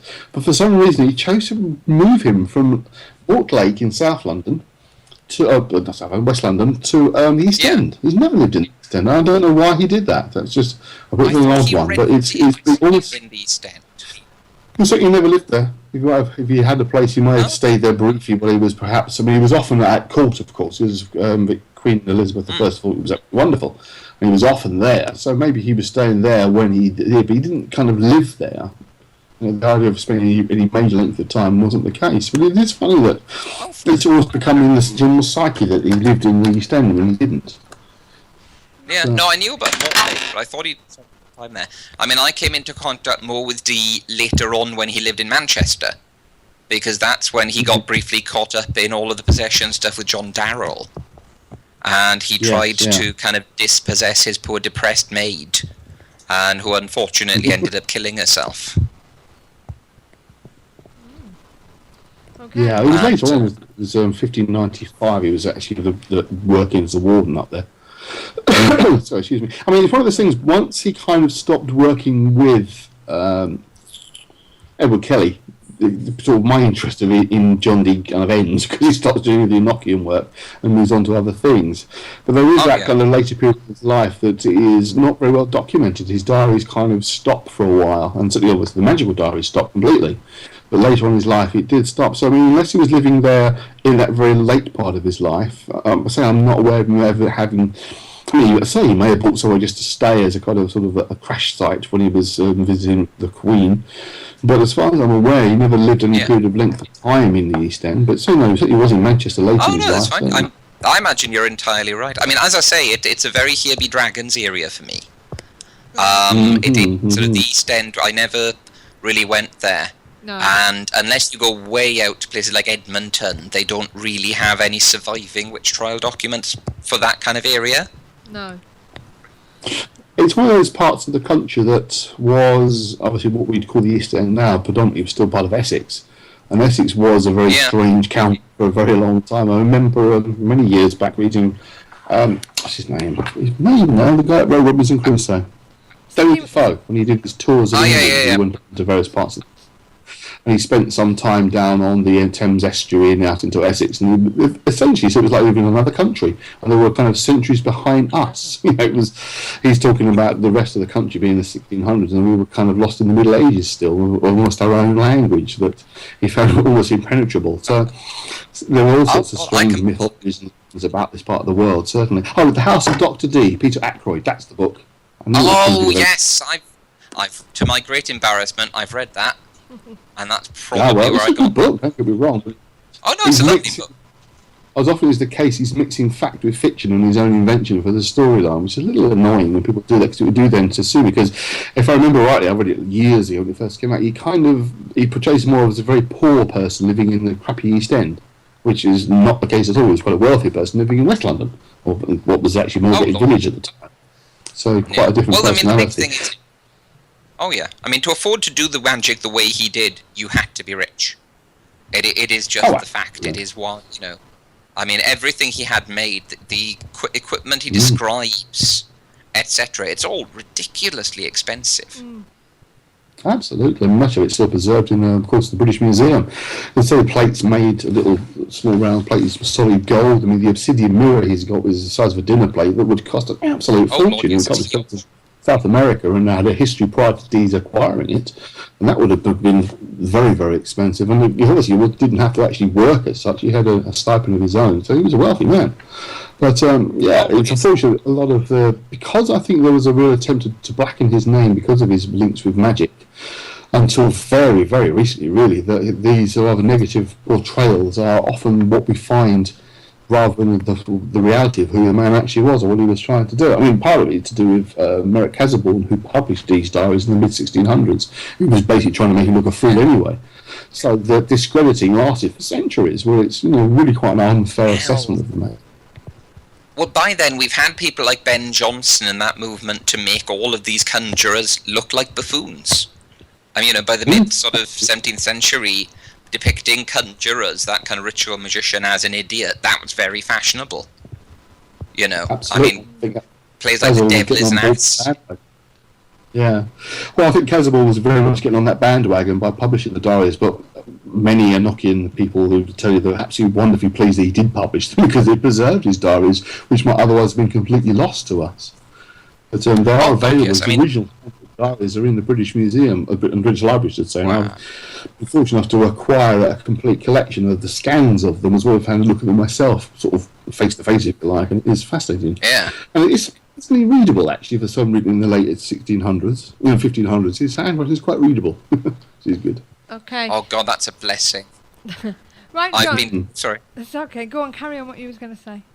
No, just saying, I'm researching a case down in Rye in East Sussex at the moment, and oh my God, the handwriting on that is terrible. It's someone with genuinely shaky hands using a quill pen and writing very quickly. Oh God. Yeah, that's all right. I've pretty much cracked it now. That's all right then. Now, John, you've told me in our pre-conversation that you've done a bit of research on the history of demonic possession in the early modern era and on witch trials. Yes. Can you tell us a bit about this, and maybe you can come back in 2016 and talk more on the subject? Oh, I would love to.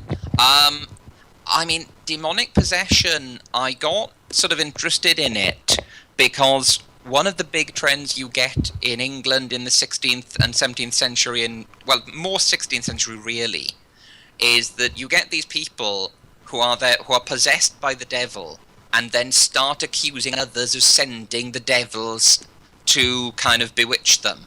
And, I mean, one of the most famous cases is the Throckmorton children, and this was a very long-running case. Weirdly, even with a link to Oliver Cromwell, because there's a Lady Cromwell in it who dies, theoretically from bewitching, and that is apparently his mother.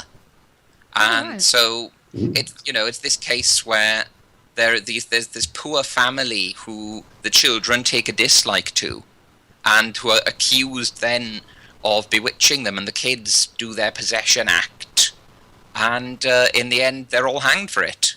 And they're worn down over months and years to admit that they've been possessing the kids. And this possession thing and this possession battle became really, really essential to the identity of the Puritans. And we think of sort of the whole Protestant faith as being very anti-mystical, but it kind of was and wasn't. Because mainstream kind of Anglican Protestantism, yes, was very anti-mystical. And, James I and Elizabeth had their axemen, Richard Bancroft and Samuel Harsnett and John Whitgift, who were there to kind of bust the mystics. But then the Puritans, their identity was based upon this physical battle with the devil, and for them, demonic possession was absolutely at the core of that, because if your community can cast the devil out of somebody, then that proves, number one, that God exists, number two, that the devil exists, number three, that you have the power within your faith to do that, and so you're right. Wow.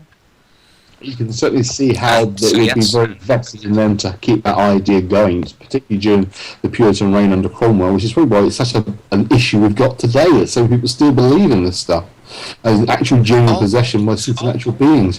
I mean, I've written an article which I should send to you and have a read through that I wrote for our magazine, and I've stuck it elsewhere on academia.edu, where I look into the whole notion of the history of demonology in terms of the idea of existent demons and where it all really comes from. But I find that it's an area that just drives me bonkers, because I am absolutely adamantly believe in the paranormal experience, etc. But I absolutely adamantly do not believe in demons. Do not believe, and never have. Absolutely, totally don't believe. Every faith has their evil spirits. Oh, that's right. I mean, every faith has their evil spirits. I mean, the one thing I have a thing with is that we shouldn't always try to rehabilitate demons. No. Because a lot of the demons of Christianity are the demons of the culture that various Christian missionaries kind of assimilated. There's one I wrote a whole article about, I think it's Azrael, who is fairly nasty spirit even in the religion he came from. He is not some lovely god of an old faith who's been perverted. He was a nasty bugger. And when the Christians came in, they said, oh, well, we'll protect you better than your gods will. Our god's much more powerful against him. And kind of it's not so different with characters like Baal either.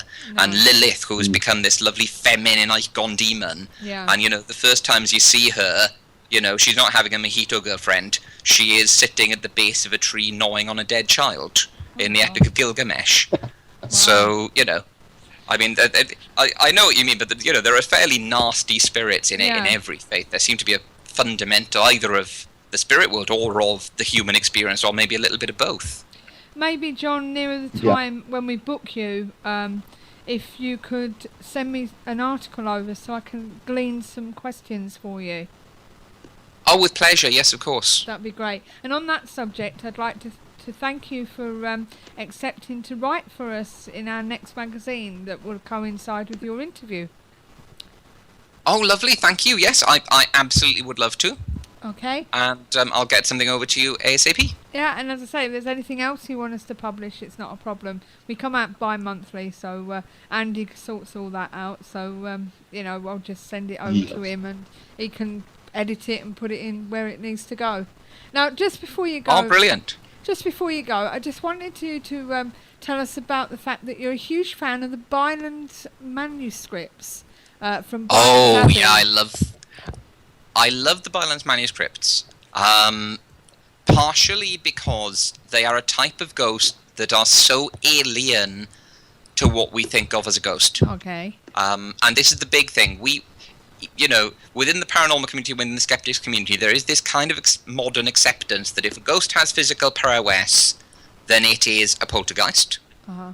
And that, ghosts are sort of these fairly insubstantial things, etc., etc. And it's one of the reasons why I got interested in, if I dare speak its name, the Highgate Vampire. Uh-huh. Not getting into the whole thing around the Highgate Vampire, but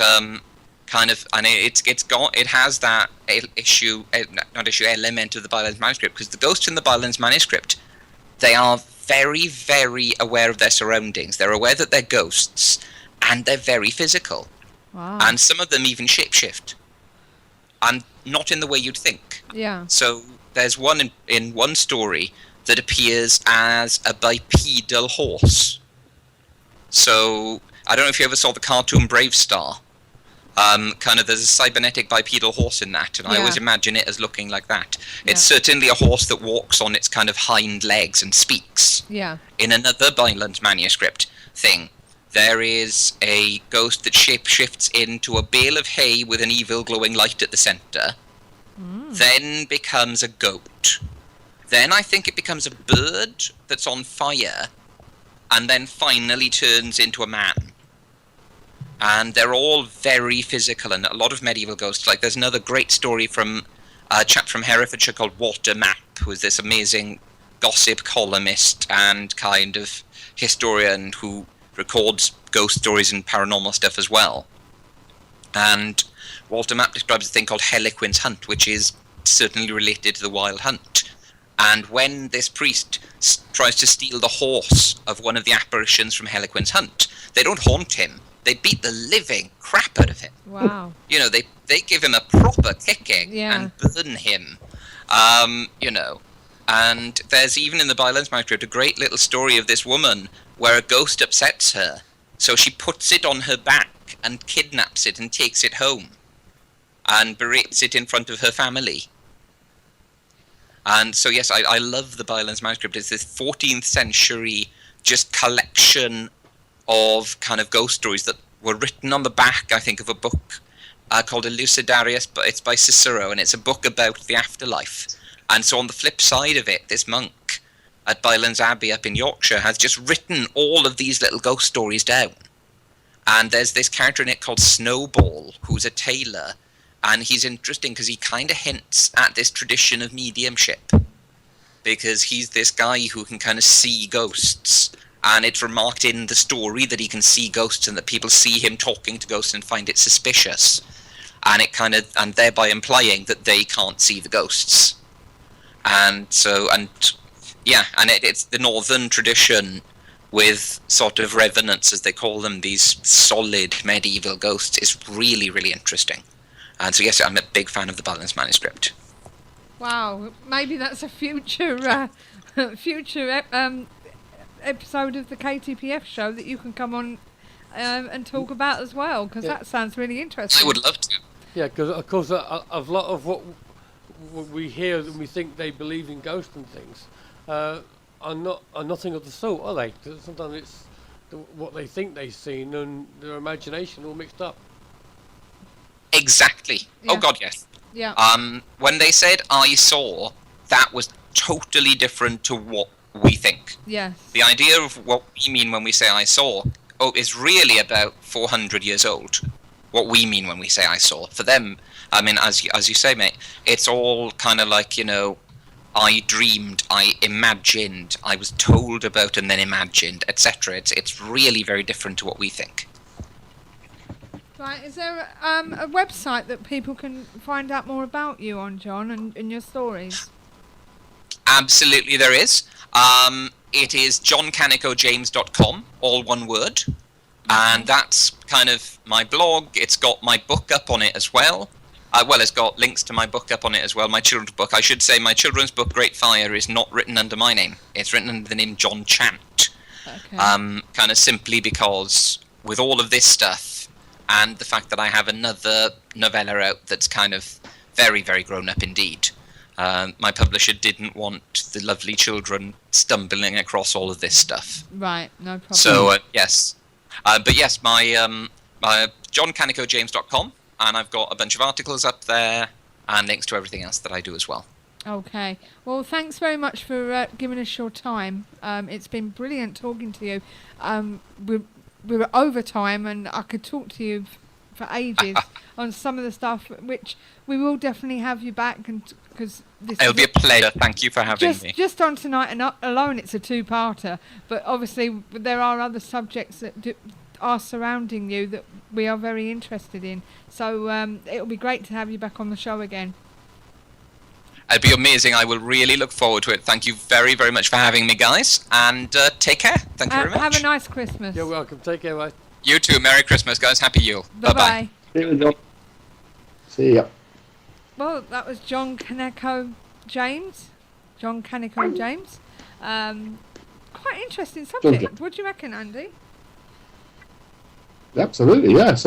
We talked briefly about those manuscripts at the end of the symposium last summer, and I thought that would be a fascinating thing to talk about in itself. Then all this other stuff came up about, the Great Fire, etc. So yeah, no, it's definitely an interesting conversation. Yeah. We're definitely going to have him back on, certainly. There's definitely two things he could come back on, the witchcraft and demonic possession bit, and the violence. So that, definitely will be something. Are you there? Yeah. Can you not hear me? Yes. Very, very knowledgeable fella. Very knowledgeable indeed. Well, I have news. Can you hear us, Andy? You got again. Yeah, fine, yeah. Oh, good. There was I do think there's a more substantial delay occurring at the moment than there was previously, because obviously John and I are having real problems keeping up with each other, and we were both hearing that strange dropout as well. We were both experiencing it, so it's odd that we're both getting it. If it was just my machine, it wouldn't be such a problem. It's weird. I don't know why it occurs. And it's the same before. It only happens on Sundays. The weird thing about it is you don't drop out to us. Yeah, that's weird. Both of And yet you, he was here as well. we weren't getting any dropout, so it's quite weird. Although he has tonight. Who? And yes. A couple of times he has And he has a dropped couple of out. times, yeah.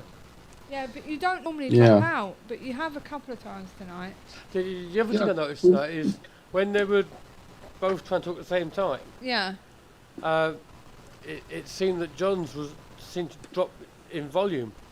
Yeah. If Andy got in there first, it was John's that dropped the volume, Yeah. and vice versa. Yeah. It's very strange. It's odd. I don't know why it's doing that. I might have a solution for the sound quality of me from next week onwards. I bought a field recorder. I don't know if you know what they are. Very, very high quality audio recording device, which I'm trying to make some audio recordings for therapy work, basically, with visualizations and affirmations and lots of sounds of nature. And these things are designed to record at a very, very high frequency, a very, very high quality sound. So with most recorders, you'll get a little bit of a hiss in the background, a sussy sound. These things are absolutely amazing. I first listened to something on one of them a couple of years back on a ghost investigation where a guy had picked up something quite odd and wanted me to have a listen to it. He gave me the field recorder with my headphones he'd given me to listen to it on. And I couldn't hear anything. You thought like he hadn't even turned it on. Then suddenly a voice spoke, ordinary human voice, but it was so clear. I thought someone was standing beside me, and I turned around and said, "Who's that?" You know, if you listen to something on headphones, you can usually tell you're not a real person in the room, yeah? Yeah. But with these field recorders, the sound quality is so amazing because it's such a wide spectrum covered by the sound that it seems like the person's actually in the room with you talking. And it also has a facility to be plugged into a computer to run live, so it'll actually be able to pick up my voice much clearer than the little microphone built into my Mac. So hopefully for next week I'll be clearer if still having a dropout, but I might well be clearer. So. That's all right then. And as I am speaking, the magazine volume 7 is loading up to issue, and I will now going to send it also over to the Google Drive, and it's all ready to rock and roll. So I'll hand back to you. I'm just waiting for the link so I can put it on the website. So Yep. and then I can advertise it on the website into the KTPF show. So that's good. So Yeah. I'm looking forward to reading it. I'm looking forward to reading it. I want to see what he's done because he's done some changes. I do read them. So haven't you? You've done what to who? You've made some changes, haven't you, to the layout? I've changes, yes. I've changed the way we present the paranormal news because it was cut and pasting the articles in, and that was actually quite an effort. So yeah. I've got simple headlines, and the banner headline now links directly to the original news report, so you can click onto it. Because obviously, even if you're reading the York on as a download, you usually read it on your computer, which these days everyone's computer's connected to the internet anyway. So I'll take you straight to the original page where the information is. So that's only the real major change I've made. It's got the usual features in there for Alison Winrider, her advice. We've got Steve's guide to ghost hunting. There's very good little article on Krampus, written by yourself, of course, talking about the anti-Santa, basically the anti-Christ of Christmas, which I think is fascinating.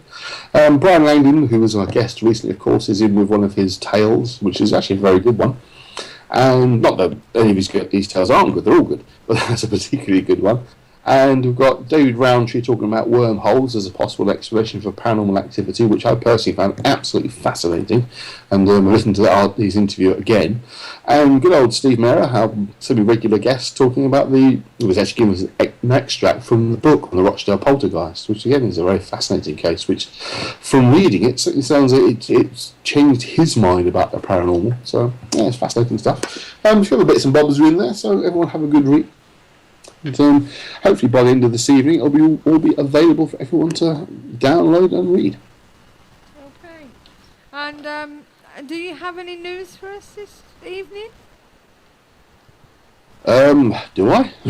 I can't remember. Do I remember? Oh, you mean my conspiracy news? Yes, of course. Okay. Absolutely. Are you ready? No. Yes. Yeah. What have you got for us? You caught me out there. I wasn't ready for that. Well, here's my first one. Give me a moment to load it up onto the page, which I've now lost, which is really helpful. The other thing I've just discovered with our chat room, unfortunately, it logs itself. You get logged out of it after a little while. If you're not using it, it goes inactive, and you have to reconnect. Right. So I'm reconnecting again. Wait a moment for it to connect. And blah blah blah. And I've got a blank screen. Oh, here we go. There we go. Here's my first story that I've dug up. Well, maybe I'll have to look for another one because I did it quickly for one. So.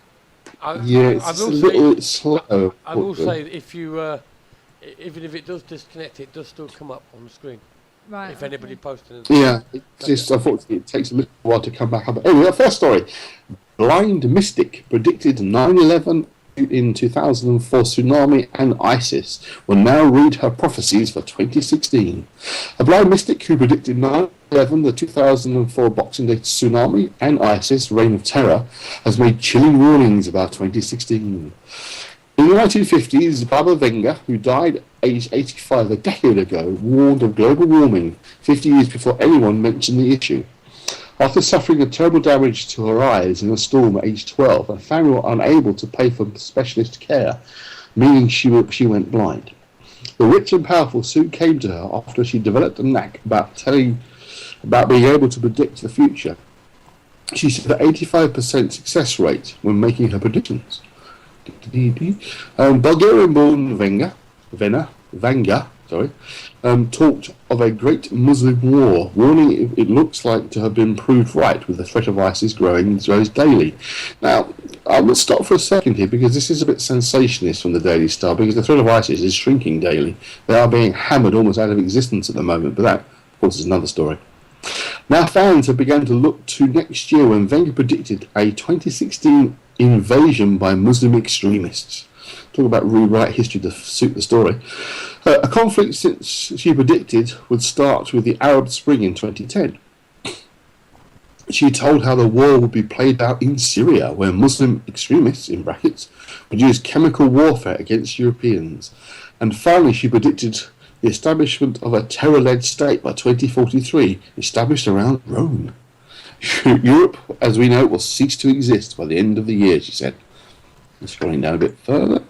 She predicted the September 11 attacks in 1989, 12 years before the two hijacked passenger planes hit the two towers. Or did they? She apparently said, "Horror, horror, American brethren," understood to be a reference to the Twin Towers. Now, how you get American brethren is a reference to the Twin Towers, I don't know. They will fall after they're attacked by steel birds. Okay, maybe aeroplanes.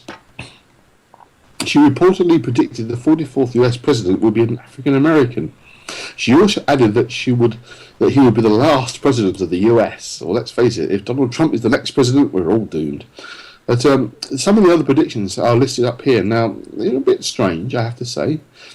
To say that she predicted the 9/11 attacks by talking about American brethren being attacked by steel birds, that could be anything. I mean, a steel bird probably is an aeroplane, but American brethren could mean anything. But apparently she's also predicted that in 2023, Earth's orbit will change. 2025, Europe's population will reach almost zero. 2028, mankind will fly to Venus to find new energy sources. 2043, Europe will be a caliphate under Islamic rule. Now, according to her predictions, less than 20 years before the Islamic rule, Europe was empty. So I don't know who this Islamic caliphate can be ruling over, because they've all left, apparently. Anyway, America will use climate change weapons to take Rome. Communism will return to Europe in 2076. In 2100, man-made sun illuminates dark side of planet. 2170, major global drought. Well, if there's two suns, one on both sides of the Earth, you're definitely going to get a global drought. 2187, two large volcanic eruptions will successfully be stopped. And in 2354, artificial sun will crash, causing drought. I think if an artificial sun was to crash, it would cause more than just a drought. But yes, so there we have the supposed predictions by this blind, where was she from? Some Eastern European who died a decade ago. But there we go. So what do you think of that, guys? Lots of really accurate predictions, I don't think. No, I don't think so either. No, all a bit silly, really. What I just find it fascinating is, you know, you talk about accurate predictions of things, then when you actually read what's being said, you think, you can interpret that whatever way you like.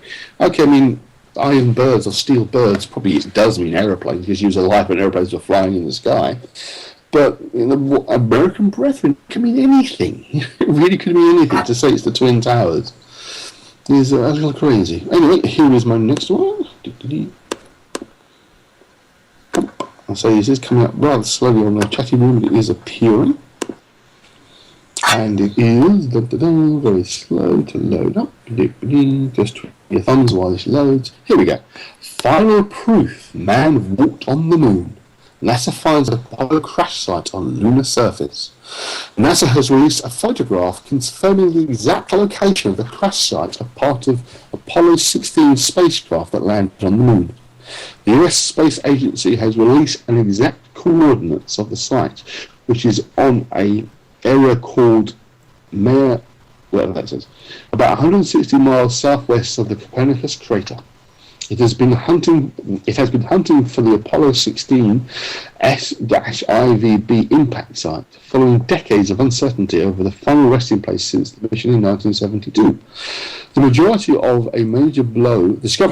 of a major blow for conspiracy theorists who have long claimed that no one ever landed on the moon, and all 6 manned lunar missions and pictures and videos were then from 1969 to 72 were faked by NASA in order to ensure the US won the space race against Russia.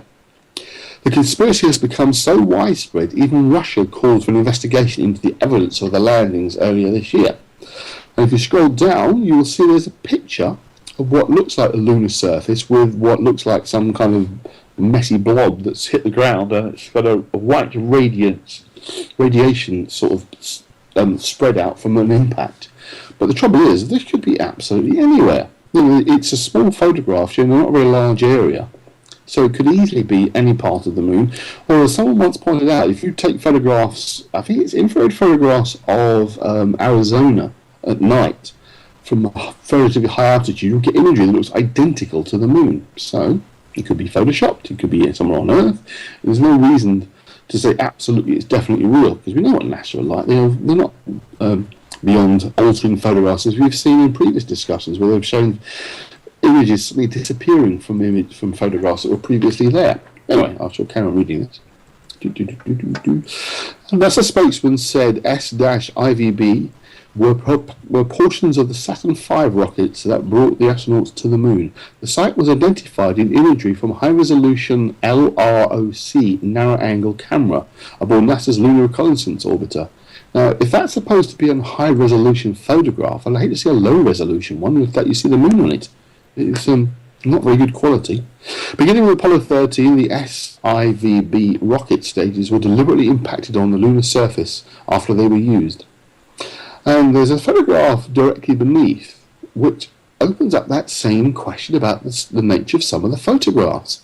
Because what you can see is an odd-looking apparatus that appears to be gold in colour that's standing in the shadow of the lunar module, therefore not receiving any sunlight, but yet it seems to be illuminated, as if it's got a light actually on it from somewhere else. And as we've discussed before, we know there are no other light sources on the moon other than the sun, yet this is standing in shadow and it's clearly visible.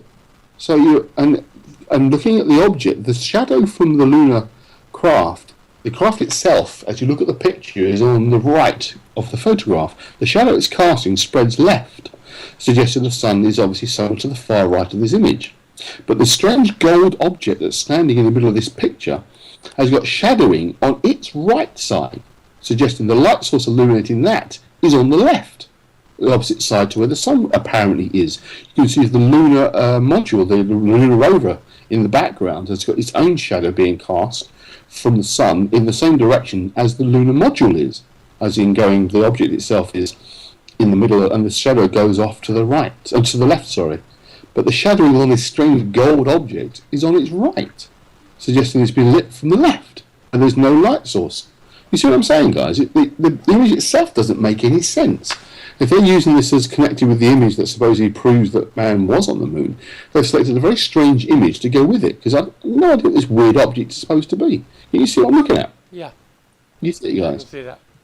Yeah, because you see, well, what is that? Because it even reflects in the visor of the astronaut. That's standing well behind it.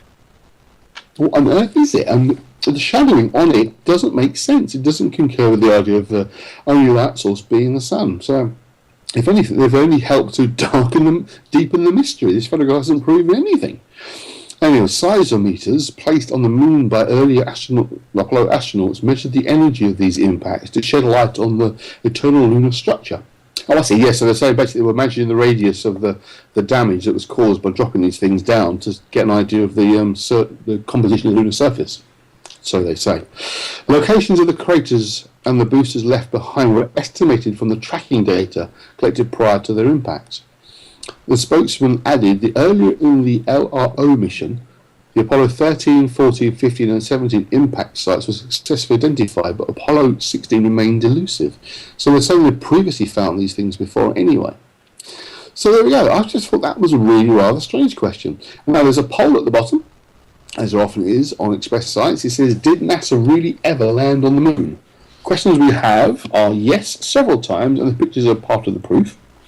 No way, there are far too many anomalies and the pictures must have been faked, or I guess we'll never know for sure. I'm going to click for the middle one because I'm still not convinced with that picture. Interestingly, 68% believe that we did visit the moon, 19% say no way, and 30% say we'll never know for sure. So it's potentially a dying conspiracy, shall we say, but it's one that won't go away because the evidence from the photographs is questionable. As I've said before, and I do maintain, I think we probably did go to the moon, but I think the photographs, at least some of them, were definitely fake because they just don't make sense. And I think sometimes it's a question they wanted to make sure there was substantial proof that we went to the moon in order to keep the Russians quiet, but for whatever reason, a lot of the photography was lost, and they've ended up having to recreate it. So, I don't know. What do you think, guys? Well, I kind of agree, but it just shows how crap they are at recreating stuff. But looking at that, all that shows officially is that something crashed on the moon. That doesn't prove anything. It doesn't. Yep. It doesn't even prove what hit it, because you can't see in that picture. Yeah. That's just a crash site. It could be a meteor. It could be Yes, anything. it could be. Doesn't me. Doesn't It's actually prove entirely that man possible. landed, did it? Just because something hit the moon. I'm getting a lot of very bad. Yeah, It's you really are bad breaking up quite now. badly. I can't even follow it. Yeah, you are breaking up quite badly, Andy. But as I was saying for our listeners, it just proves that something actually hit the moon. It doesn't actually prove that we landed on it, even though I do believe we did. Are you there, Andy? Yes, I am. Yes, we're both obviously experiencing pretty poor breakup because I'm just about made out what you were saying there. It's suddenly got a lot worse. I think it's because we're discussing things that the American government want kept secret, and they're actually intercepting our communications. Oh, we're being Men in Black. Well, despite that, I shall persevere because I have another NASA-based story. Okay, well, this time it's having a go at NASA and the Daily Express. Mars underground bases, NASA covering up existence of openings on red planet surface. Alien investigators claim these images show doorways into secret underground bases on Mars. But the conspiracy theory doesn't stop there, for they allege NASA and other space agencies have tried unsuccessfully to edit them out of official photographs. UFO hunters have taken to Google Earth to explore the surface of Mars, yet it does cover other planets too now, apparently. And this is the latest discovery, quotations.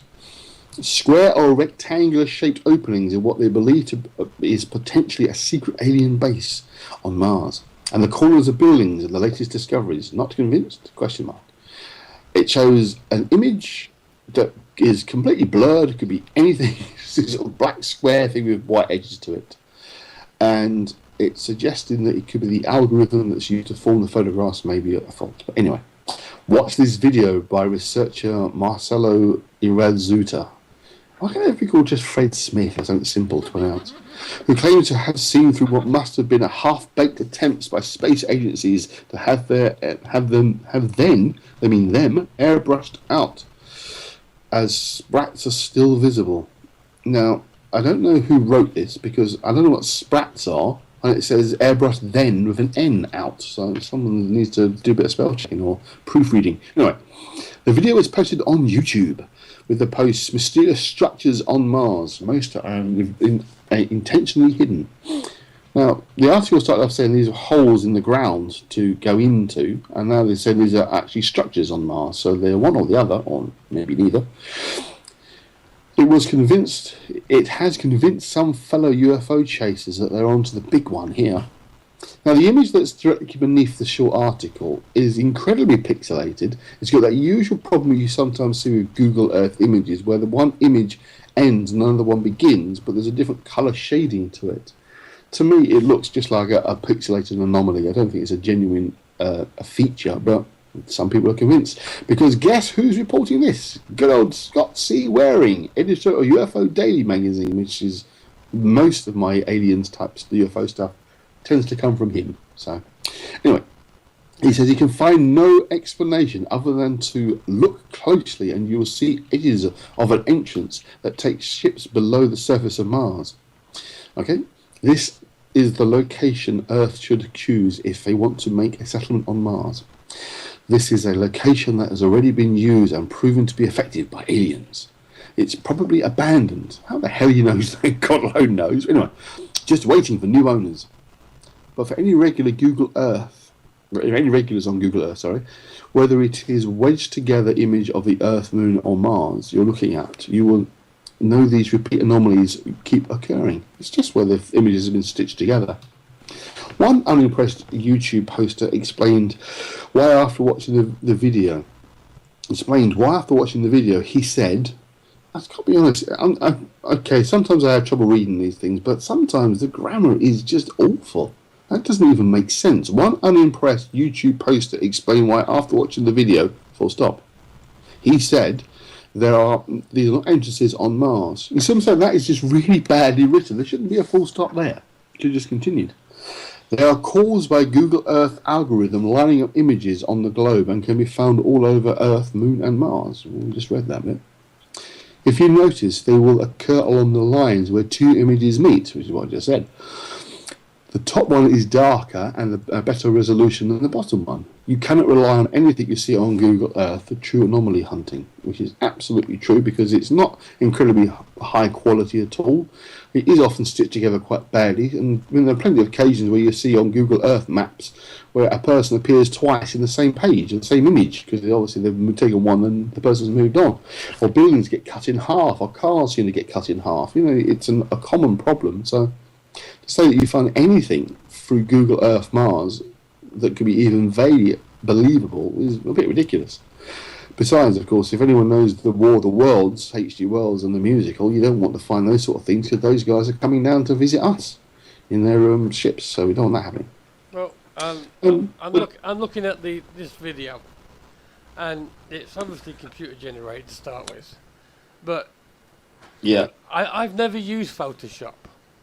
I can do a better job on that on Publisher. Yeah.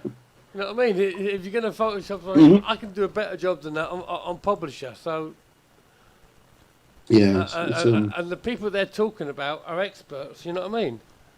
Or they're supposed to be. Self-appointed experts. That's often the problem, isn't it? They claim to be experts because they're not going to say, "Well, I'm just a raving amateur," but I think it's this. They're going to say experts think that we are experts. Yeah. But, I've never met the guy. Maybe we should try and get Scott Seawaring on the show at some point because he seems to be the guy for UFO anomalies appearing in the news. He seems to get them everywhere. So he's obviously doing this very much full time, if not professionally. It's a full time occupation if he has another one. But he's often the source for my stories that anything that UFO come, alien spaceship come, anomalies in the sky. He's always the source for those. Anyway, my last one for today. The one I literally found had come actually online only a couple of hours ago. I thought it was particularly interesting. From the Independent website. Brompton. Which is very slow to load at the moment, but it is loading gradually. There we go. It is Brompton Cemetery, the sealed mausoleum, believed to be a fully functioning time machine. The mausoleum of a Victorian Egyptologist friend is sealed, but if opened it may reveal shortcut to a parish cemetery, it says here. Ray Gordon and Steve Coates are both keen to get their hands on a key thick bronze door that shields the entrance to an imposing granite mausoleum in Brompton Cemetery, West London. For Mr. Godson, a replacement for the key that went missing in the late 1970s would allow him to pay his respects to Hannah Courtney, his great-great-grandmother, who is interred in the tomb with the two of her three daughters. Mr. Coates' interest is rather more esoteric. He is keen to test a long-held theory that the tomb is a fully functioning Victorian time machine. Yay! If the door is open, Mr. Godson expects to find a few dead birds and a lot of dust. Mr. Coates hopes to be whisked back to an ancient Egypt or, and this is his preferred option, to emerge from the tomb as a younger version of himself. Sorry, the face just threw me. I scroll up, this sort of very stern-looking man suddenly appears, and it's one of the two guys I'm talking about. I'll certainly give it a go, says Mr. Coates, a film composer with a long-standing interest in London and its myths. Who wouldn't take the opportunity to travel through time? Mr. Coates is so keen to unlock the secrets of Courtney's mausoleum, or the Courtney Time Machine as it's been dubbed, that he granted a storytelling event at the cemetery on the 20th December to raise money to buy a new key. I don't know why you have to buy a new key. I mean, how do you get a new key for it's been lost? Anyway, as he points out, you can't just go to the high street and get a Yale key cut. Well, okay, fair enough. It always requires a big copper Lord of the Rings job. It will also need to be made by a heritage locksmith because the mausoleum is a listed monument. The idea that Hannah Courtney's tomb is a time machine is kind of Stonewall TARDIS. It's been fermenting for years. It's based on a volatile mixture of historical fact, superstition, and unfettered flights of the imagination. It is true that Hannah, who died in 1849, was most likely acquainted with Joseph Bonomi, a well-known sculptor and Egyptologist, whose relatively modest gravestone lies only a few metres from Courtney's mausoleum. It is rumoured that Bonomi designed Hannah's mausoleum, a theory is given some credence by the pyramid-shaped peak and by the mysterious hieroglyphs inscribed on the walls of the tomb and on Bonomi's own headstone. Victorians were fascinated with the idea of time travel. Well, I think we all are fascinated with the idea of time travel, Victorian or not. And some believe that the pharaohs had discovered its secret. Might Bonomi have learnt the time travel trick during one of his expeditions to the pyramids? If he did, he could have passed it on to a business partner, a mysterious London inventor and naval weaponry called Samuel Alfred Warner, who is buried in Brompton Cemetery. Warner's invention included an invisible shell, or as Mr. Coate puts it, a bomb that could be teleported a short distance, a kind of psychic torpedo. Incredibly, the Royal Navy was so intrigued by Warner's metaphysical argument that it allowed him to stage several demonstrations. At least one ship was destroyed during these trials, although none of them offered conclusive proof of the weapon's efficiency. Now, I don't know you guys, but I've never heard that before. That's quite fascinating, which deserves a bit of a digging around for more information. No, I've never The heard connection with Warner and his psychic torpedo has convinced Mr. Coates that the Courtney Museum is more likely to be a teleportation chamber than a straightforward time machine. He posits that part of the network of chambers erected in the magnificent 7 cemeteries that were built in a ring around London in the 19th century. An 8th mausoleum resembling Courtney's tomb is located in Montmartre Cemetery in Paris, apparently. So if the teleportation theory is correct, the network might be used to pop over the channel as well as whiz around London in split seconds without paying the congestion charge. Actually, that's quite helpful. The time machine myth received a significant boost in 2003 when the Scottish musician Drew Mulholland, who records under the name Mount Vernon Astral Temple, never heard of him, put a photograph of the Courtney Mausoleum on the cover of his album Music That Destroys Itself. The doctored image shows an eerie vortex emanating from the doorway of the tomb. When I read that, it kind of reminds me a bit of a film called Prince of Darkness, John Carpenter, an excellent film where this sort of figure seems to emerge from the old church there that people keep repeatedly seeing in their dreams. Good film.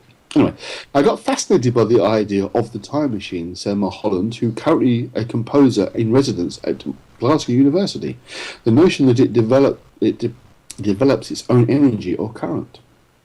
Supporters of the time machine theory often claim that it is significant that the Courtney Mausoleum is the only tomb in Brompton Cemetery for which there is no plans and no key. Not true, says Robert Stevenson, a cemetery guide whose passionate experience has earned him the nickname Dr. Death. Lovely. There are no plans for several other of the prominent tombs in the cemetery, and although the key to the Courtney Museum is missing, the popular idea that it has not been open since Hannah has been laid to rest is incorrect. The time machine theory is a lovely idea that's brought a lot of interest to the cemetery, says Mr. Stevenson, but I wouldn't say I was totally behind it. Mr. Godson, is equally sceptical. It would be lovely if there was some substance to it, he said, but I'm doubtful. Mr. Coate isn't put up on the non-believers. I know there's Mr. Godson, not a subscriber to the time machine theory, but he says, but that it itself is suspicious in my view. I don't know why. Ultimately, the mystery won't be solved until a new key is inserted in the lock and the heavy bronze door swings open to reveal the tomb's secrets. Perhaps we'll have an auction to decide who gets to step inside first, says Mr. Coates. I don't know about that. I'd imagine he'd want to go in first. The auction might be for who goes in second. It will be interesting to see what happens to them. Well, there you go. I thought it was quite fascinating. The other thing I'm struck by is how much easier it is to read the Independence articles as compared to the Bleeding Mirror, because it's good grammar and well-written English, not the nonsense they come out with. What do you think, guys? Time machine, teleporter, or mausoleum? Well, the first line and a half tells me it's neither. It's time tunnel. Maybe. It says it's a shortcut to Paris Cemetery. So if it's a direct link, it's Yeah. more like a time tunnel rather than anything else. Well, one of the possibilities could be perhaps it's just an ordinary tunnel, which is very, very long, but it really does come out in Paris. I can't for the life of me think who. Then When you again, see the image of Stephen Coates, he looks so familiar. He looks like somebody. That's what threw me when I was reading it. As it strolled up, his face looks very familiar. I don't know if I've met him or he looks like somebody I've known or what, but he looks really familiar. But there we go. yeah, I thought Yes. that as well. But then again, it could be something really magnificent and just be a mausoleum. Oh, absolutely. To be honest with you, I would think it's the most likely. But the thing I found fascinating was that whole business about the psychic bomb, torpedo. I'd never heard of it before. It definitely deserves a bit of research. Especially as it said, Well, that's my collection for tonight. especially as it said, a ship was destroyed. Yes, exactly. There must be records of that somewhere. The only thing I've just noticed is that there's about at least two different spellings of Courtney. As I've gone down this article, they keep changing the spelling of the name. But yeah, I mean, that sort of thing you must be able to research and find some information about if it actually occurred. Because I say, it's a military vehicle being destroyed by this psychic torpedo. There must be something somewhere. I mean, after all, where did he get it from, the guy himself? Yep, I agree. Anyway, that's me finished now. I'll shut up. Well, thank you very much. Well, Well, we've come to the end of the show again. So just let me tell you what's happening next week. So I don't think I told you, did I? We've got John Fraser on from next week.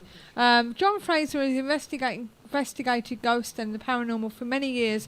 Initially as a member of ASAP, he participated in some of the long-running regression experiments. He later was to join the Ghost Club following correspondence with Peter Underwood on mutual research that had been conducted at the famous Sandwood Bay Ghost. He went on to become vice chair of the Ghost Club and also as an author of Ghost Hunting, a Survivor's Guide of 2010. Published by the History Press. He's been a regular contributor to the Fortean Times and other paranormal magazines. He has also appeared on UK and Japanese television documentaries which explore an unexplained phenomena. Now we're going to be talking about the Ghost Club, as well as, I believe, a place you've frequented before, Andy. In Essex. I don't go down the pubs, not for me. The St. Oyster. What was it? St. Oyster or Say that something? again. Where you went with John? I'm having such trouble. Oh, St. Osis, yes, the cage. The Oh, yes, cage. of course. I'm getting John's written quite a bit about the cage, yeah. Yes. I'll be interested in having a chat with him, assuming I can hear properly, because this is terrible. It's getting even worse now. I know. We might have to look into an alternate connection for me for the show rather than using Skype, because it's terrible now. I mean, it literally is breaking up as you're speaking. I'm having real trouble following what you're saying. It's rather ridiculous, really. But there we go. Yeah, I don't know what other medium there would be. I know. I'll look into it, see what comes up. But there's something's causing this. You know, the fact that John and I were both experiencing it tonight. There's something that's causing it. So we've had conversations during the week via Skype. We've actually no problem at all. It just seems to be on a Sunday. We seem to suffer. I've just sent over to you the link to the issue for Volume 7 of the magazine. I'm just about to upload it to our drive for people to download it as well. So. Right, okay, so I'll put that in so people can get that from our website. And Yeah. so bear with me. What I was thinking was, I'm wondering whether it's the laptop, to be honest with you. Well, I did try using, because I've got this is also my Mac. I also have a PC laptop which I tried using as well, if you remember, and I had the same problem. So I don't know No, what this I'm is. wondering whether it's my laptop. I don't know, because why would I hear you? I suppose it's coming through your system. Yeah, maybe you should look into perhaps try something different perhaps next week and just see if there's something else you can use on a different machine. Try your desktop or something. I might try my Old Faithful. I don't know about Yeah. I'm not sure about using my desktop, whether I'll be able to or not. Well, sure, if you can plug the microphone into it, there's no reason why you can't. It's whether Well, or not no, I as can I say, pick everything it's worth else up trying at the same something. time. I might have to try and test it during the week. Well, the trouble is, as we've discovered, it works fine during the week when we're talking. So, if there's anyone else who's listening out there who has any idea why Skype would suddenly start doing this, what I experience basically is a momentary dropout every now and again, every few seconds. And it's not lost words because the sentence is the same. There's no words missing from it. It's just, it'll be like I'm just talking to you, like then I continue to speak. There's no ending of the words. Not like there's words lost. It's dropouts. Like I was just demonstrating in the way I was speaking. It's all very strange. So perhaps because when we talk on my desktop during the week. That's what I'm saying. Yes, that would probably explain it then. Yes, I suspect maybe you need to switch.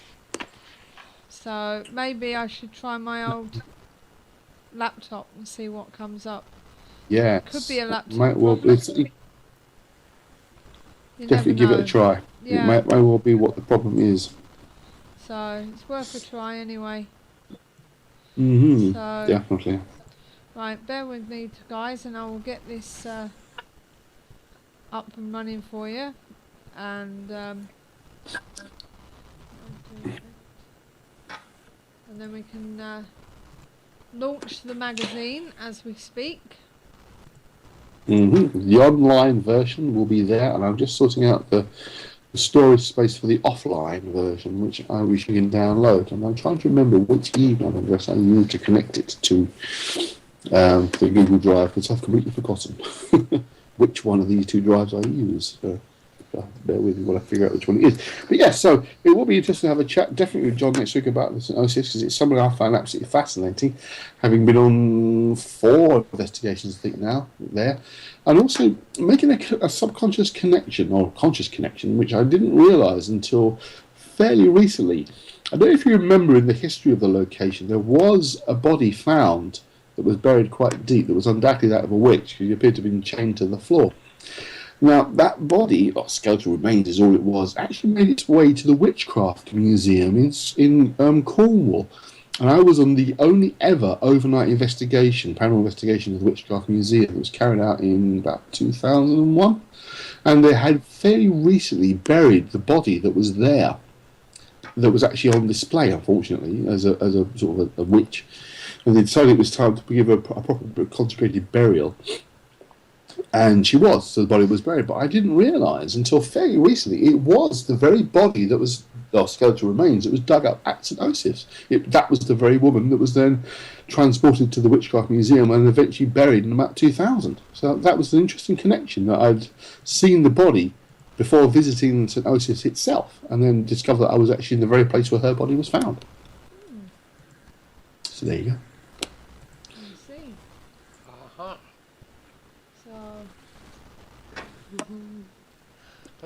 What are you looking for, Bobby? What am I looking for? Yes. Nothing. Why? Are we down, are we? No. We're about to be.